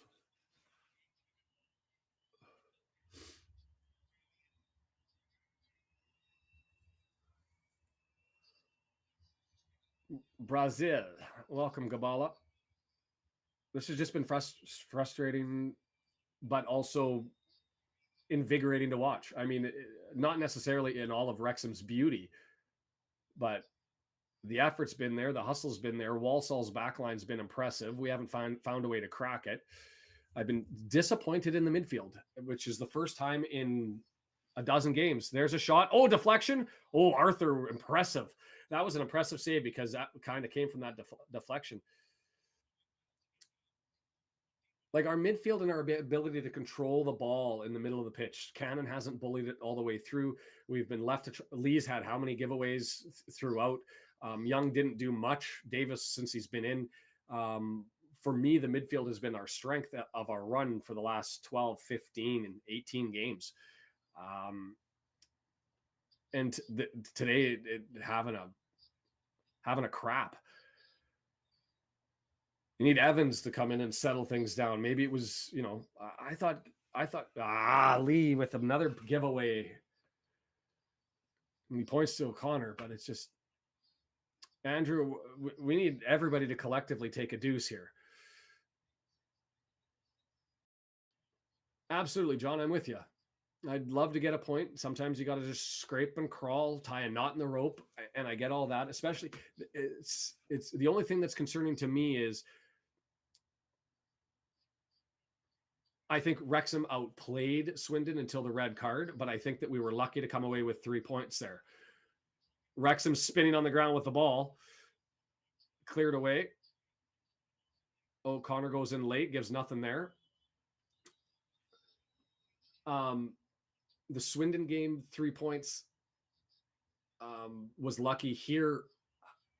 Getting one, I think we'd be fortunate. And we got defensive stalwart Barrow coming. Well, we've got midfield hiccups all of a sudden now troubling us. Lee running forward, carries the ball all the way through, heel to Mullen, left footer, off the bar. That was a glorious strike. Lee, all the work. Mullen, 25 yards, says, I got this. And it had all the bookings of being an absolute cracker. Bottom bar, top bar, bottom, not bar down, not in, just bar down and out. I thought that was in. I was ready for the shout. I was in shock. We're still in the hunt. 10 minutes here. Let's go. O'Connor knocked down. Lee with it, scrambled in the edge of the area, left side. Let's go. 2 people on. Somebody come and support and give him some help. Give him an out. Lee says, I'll take 2 of you on then. Fine. And they clear it out, and we're going to get a throw. Yeah, it bounced out, but I thought it was.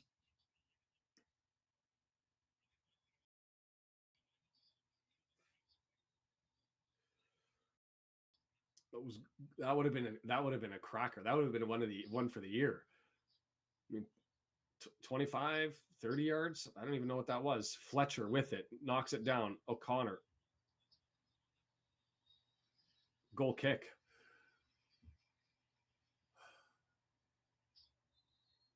Who, Andrew?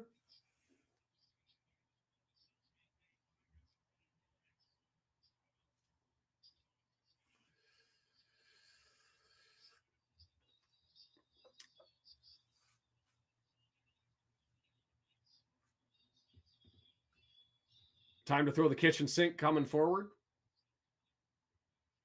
Barnett back in, and I missed who came in.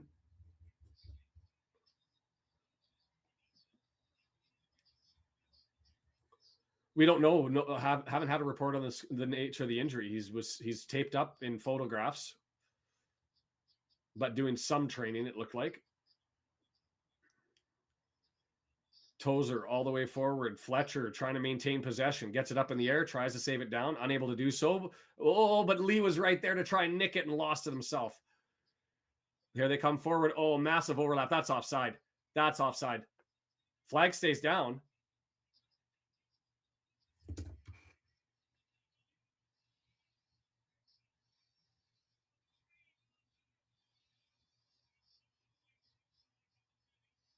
I'll complain about offside.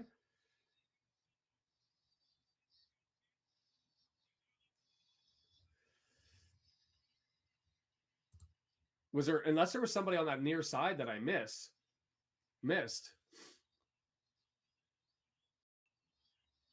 4-on-2, not much Ogonko can do in that situation, but that's offside. That's offside. That's like a foot offside. Unless we had a defender to the right of where Tozer was. That's all offside. I mean, whatever.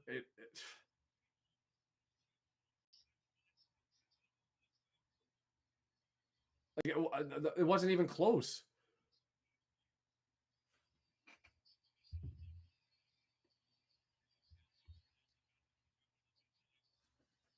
So if Tozer was the last defender, and Mark just said that in the headset, that Tozer was the last defender. And so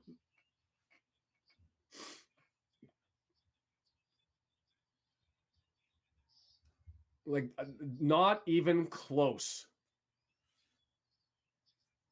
Like you get to some of those VAR decisions where they've got the lines that are that far up and it's like this much over and you're like, come on, really? You're going to worry about, the wart on his skin, putting him offside? That wasn't this. This was a foot and a half offside.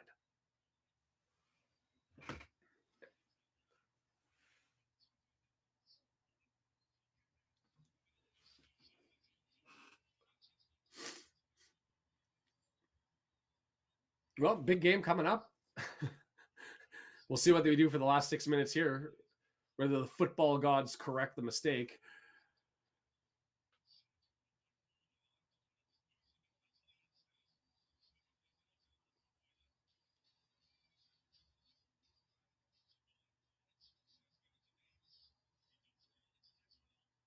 Davis moving it forward, gets it up to Lee. Lee working towards the front of the area, running across the edge of the box, punches it forward. It's right there for Davis. It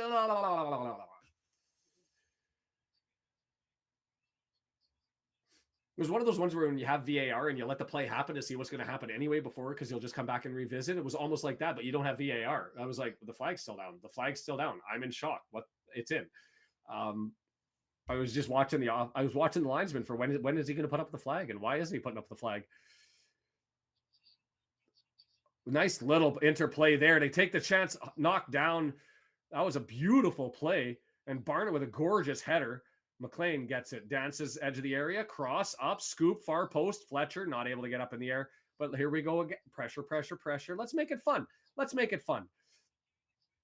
Headed clear, center backs there. Pressure up from forward. Everybody's up. Cannon, edge of the area, looking to move it forward. Lee, front of the box, having a crack. It's good. Skied it.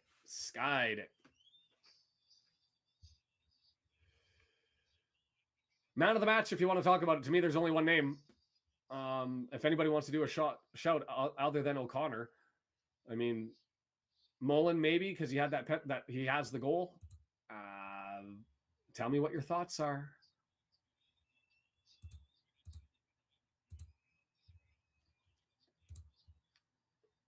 Oh, shoot. Sorry about that. The chat has gone hushed, quiet, as I talk to myself here for the last 4 minutes, taking this one home. And I'd love to see a little bit. When I said I was going to say one more, I don't want that to be one more for them. Ogonkwo into the basket, turns it the other way. 3 men staying up. McLean on the opposite side gets it over to Cannon. Cannon looking up, plays it off.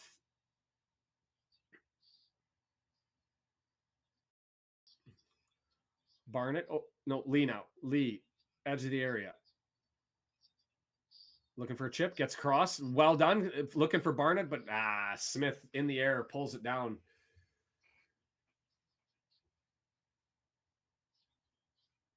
Yeah, Hutchinson is the man of the match. Yeah, that would be if we were picking one for the other side, or just generally.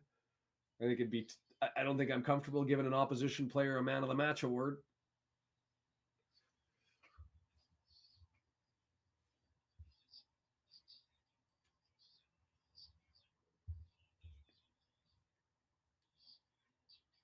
Cannon looking for it. 2 minutes until we get into injury time here, and I'm not expecting a lot of time. 3, 4. I mean, we've had a bunch of subs. We've had a handful of goals. Tozer looking forward. He's got Davis running on the right, but doesn't get it to him. Instead, holds on. Gets it over to Barnett. Barnett looking down the right-hand side. Scoops into the middle. It gets, wow, nice little tackle. Tozer tries to get it back, but loses possession. And here we go. Barnett looking for it. And here comes the scramble moving forward. Walsall all the way to the left. And that time the flag goes up. That was less offside than the other one was. All right, Michael, cheers for you. We'll see you New Year's Day. Safe, happy. Yeah, I want everybody that's here to come back on New Year's to make sure you take care of yourselves and your family. Just an unfortunate opportunity for us. And to be fair, Walsall deserves a result. Pressure ends up squeaking. And Davis, runs him over. Full on hip check. That was an interesting challenge. I don't even know what you call that.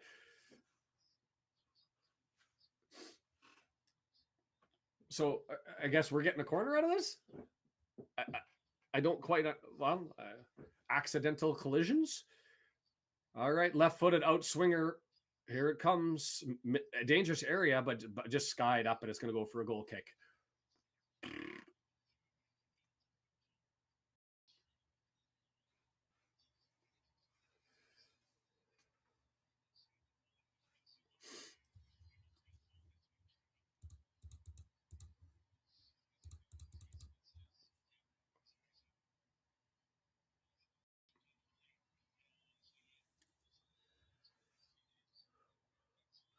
That sounds absolutely, Sandy, like the right thing to do. I'll just drink anyway.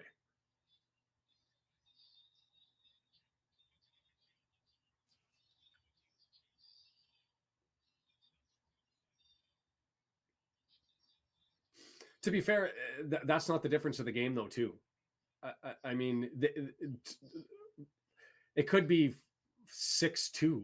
It could be a tie game. There have been chances on either sides. Okonkwo's made some great saves. Smith has made some great saves.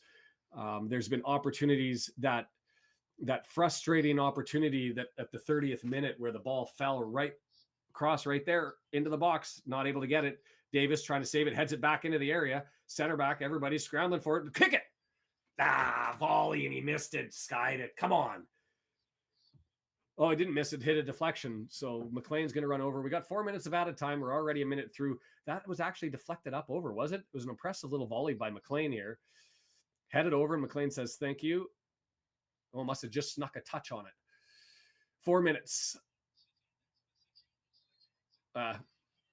Can't tell what happened there because I was staring at the replay, but it's a foul, and they're going to come the other way. That 30th minute, and really at that point in the game, it was, I believe, still 1-0, or was it 1-1?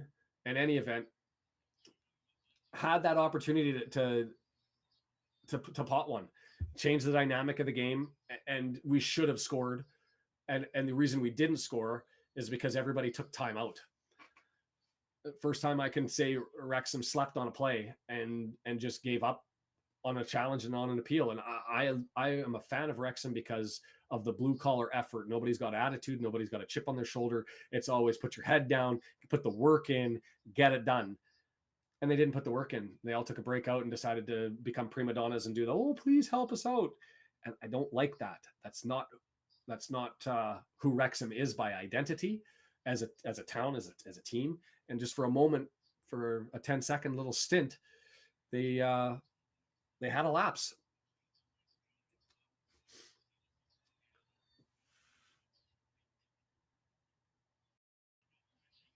Yeah, Andrew, I don't doubt that Wrexham's going to come out firing on New Year's Day. Would have liked to avoid a trap game. Would have, whoa. What?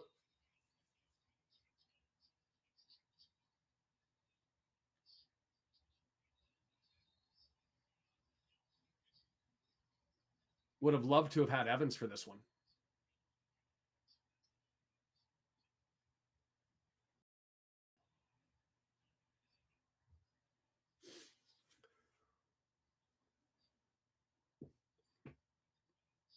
Walsall's fascinating then. Like, have you ever seen a team that's just taking the scalps of everyone at the top of the box, and we're going to get a free kick at the edge of the area? Is there enough time? Pot one here, run the ball back, do something crazy? Are we going to take it quick? Oh, we're getting drawn all the way out. Well, why didn't they draw him out? Yeah, I think that's got to go. It's got to go into the mob here.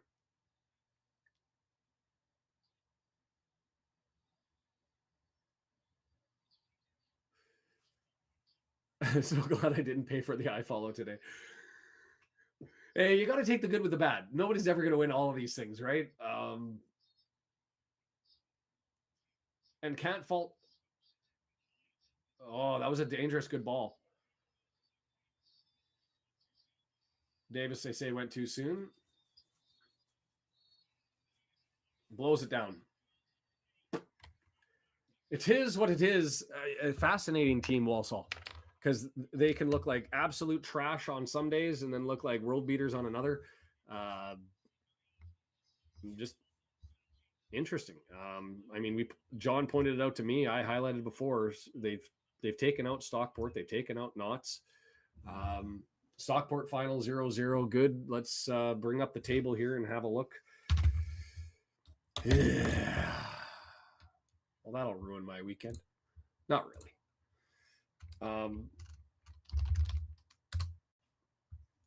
So Stockport's going to stay in touch. Mansfield stays in touch. Barrow, they're all draw. So the only team that's really benefiting here is Notts gets to close the gap. Let's hope. Are all of those finals? Are they still Stockport 0-0 full time? Did we just get let off? Did every team have a trap game? Hold on, let's feel a little better about this thing. I mean, 90th plus, they're into the 8th minute of extra time in Donny and Mansfield. I don't know if anybody's got a live feed faster than Google on that one. Full time for us, full time for Barrow, 6th minute of extra time. Well, that's just fascinating. Because, I mean, the result and the outcome of that is that, I mean, MK is going to end up gaining. AFC Wimbledon's going to end up gaining. Notts is going to end up gaining. The gap that was happening between 1 and 4 gets closer. But for the top 4 teams, if all results finish like this, we just go again on New Year's Day against each other. I feel a little bit better about life right now. Only moderately frustrated. I might only go and chain smoke 1 cigarette instead of 8. Yeah. Did that really happen today? Did all of the top teams just completely cough up the bag? I mean, if anybody watched, Kim, I don't know if you were watching the Stockport game or not. I think that you actually were. I'd be fascinated to know what your take was on the game. But big game Monday, we're here. Next game, Barrow at home. Need to take. It's a 6-pointer. It's a 6-pointer. You gain 3 points on Barrow. You leave them back at 45, and you jump up to 49. That'd just be delicious, wouldn't it? And so we're sitting currently in 3rd place, but tied on points with Mansfield, because Mansfield on goal differential sitting at 23. So we're both equal on points. They still have a game in hand, and they've got us on goal differential by 10. And I guess that's Quinton is the consideration do I want to look at that as we would have been sitting at 49 points with a game in hand, and we would have been 3 points up on Mansfield. They would have had a game in hand, and it is what it is. You know, we're not going to win all of them. It makes Monday that much more dramatic. Oh, I'm not going to go that far, Stephen. I still think that we got promotion. I mean, Evans draws back into the lineup, and Evans and Lee had his first bad game. And somebody tell me when the last game was that you said Lee had a bad game. I don't recall. But I mean, the unfortunate part about Lee having the bad game is so much of the game flows through his feet. And so how many giveaways did he end up having in that game that coughed up possession the other way? So Colchester draws 1 in late, make it 5-3. Mansfield's now at full time. Barrow now at full time. Fascinating. It's an absolutely fascinating week, Friday. But it does, January window. If you were a player, here's an interesting thought. If you were a player and you were worried about the January window and not wanting your position to be one where the management had questions, hey, John, thanks. And if you're popping out, have yourself a happy new year. And for everybody, if you're going to listen for a bit, I got an opportunity to talk for a little bit, and then we'll take off. But if you were a player and you wanted your position not to be one that the team thought was a weakness that they had to fill, right? As far as I'm aware, it's clear that we're going after Arthur. It's clear that we're looking for at least one, if not 2 center backs, preferably pacey ones. And we're looking for a striker. The midfield had no questions. After that game, did you open up the potential for there being a midfielder if somebody's available? If you're Max, were you looking at maybe cementing yourself into the position after the January window and suggesting that you're the next person up, even if they went and got those 2 pacey people? Is that impacted by the nature of today's game? Is Tozer basically is that it? Is for Young? Is that Young's last game in a Wrexham jersey? If they go out and they grab a midfielder, who do you end up moving out? Is it Davis? Is it Young? It's not Lee, it's not Evans, it's not Cannon, it's not Jones.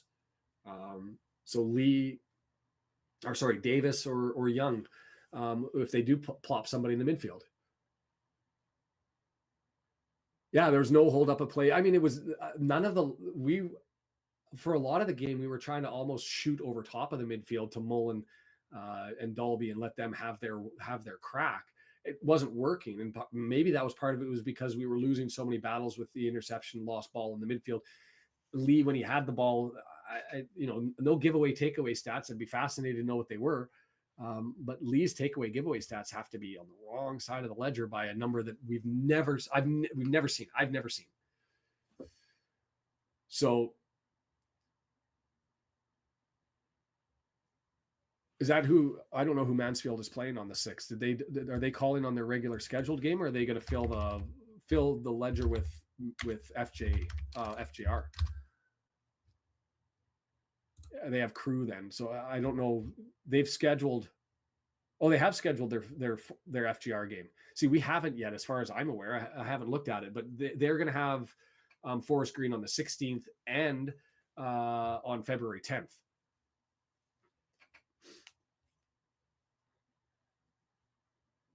So they're loading up here to get through those. Have we filled ours in? It's just a curiosity to me. I mean, I thought I looked before this game started, but it's interesting to me that the FGR game with Mansfield has found a home. But no, not for us as of yet. Yeah, I didn't know either. I just found it today when I went on. They haven't scheduled the Wrexham one yet, but the Mansfield missed their game with FGR as well. They've now got that scheduled, and so they'll be making that up prior to February 10th.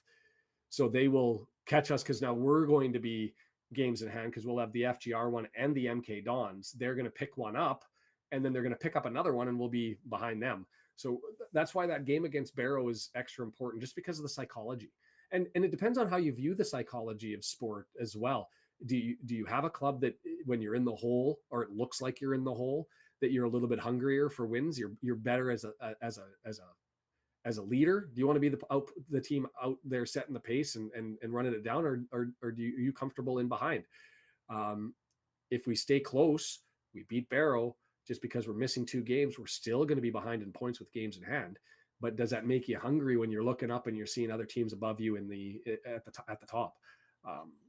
I mean, it worked for us last year. Knott's always had games in hand, near the end of the season anyway. We had games in hand. I don't know. I'm happy to take your thoughts on that one. I don't even know how many people were in or came. I didn't log into the YouTube. Fortunately, didn't have to police the chat at all that much. Log in and see how many people are here, and maybe I jump back into the office work. We've got 83 people as we're sitting here. Let me know what your thoughts are. Brandon, we'll see you Monday.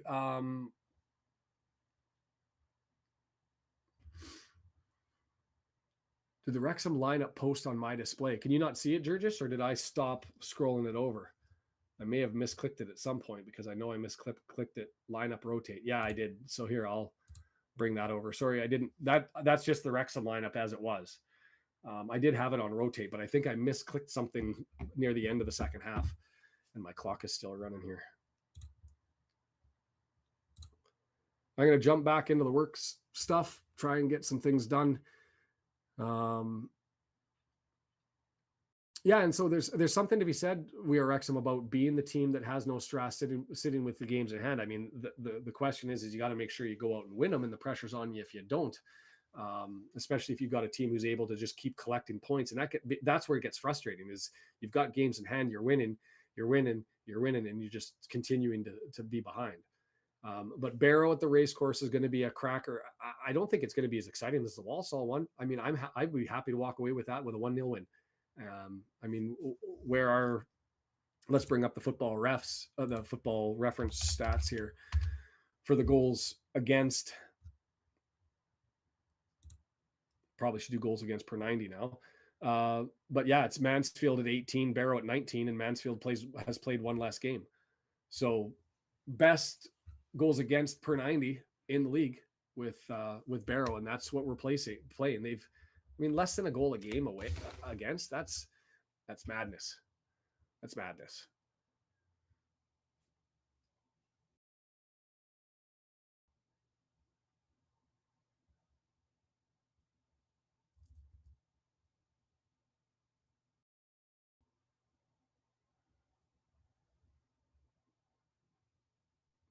Yeah, to me, out of those three teams, the month of January, not just for the transfer window, but for what happens on the pitch, January is the most important month for Stockport. They have so many injuries and a big important players. If they're able to hold on and secure points throughout January or stay in the hunt throughout January and then start to get those guys back, they become dangerous again leading towards the end of the season and can start to go on the run like they did at the start of the year. And so for Stockport, they just need to stay close. For us right now, I mean, we have the two suspensions. We've got Palmer, who's out with the injury. Fletch is a little bit banged up still, but really, as far as Hayden, but we're relatively healthy as far as I'm aware. And so we should be good to go. Barrow, I think, is good to go. Mansfield's good to go. So that's why Stockport January is really important for them. And you anticipate injuries are going to happen anyways.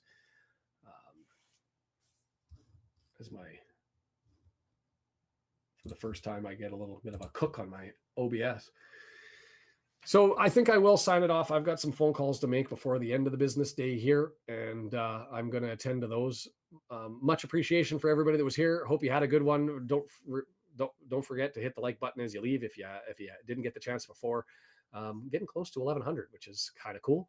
And I would love to be able to find some time to put together a video, whether that's the Deja Vu or something else.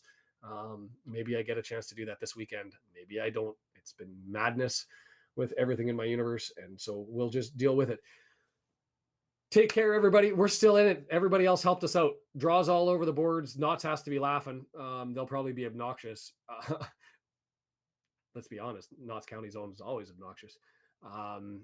He didn't answer my question, by the way. I sent out a tweet that said, there was a quote, if you missed it, where the owner came out and said, "We are not yet sustainable,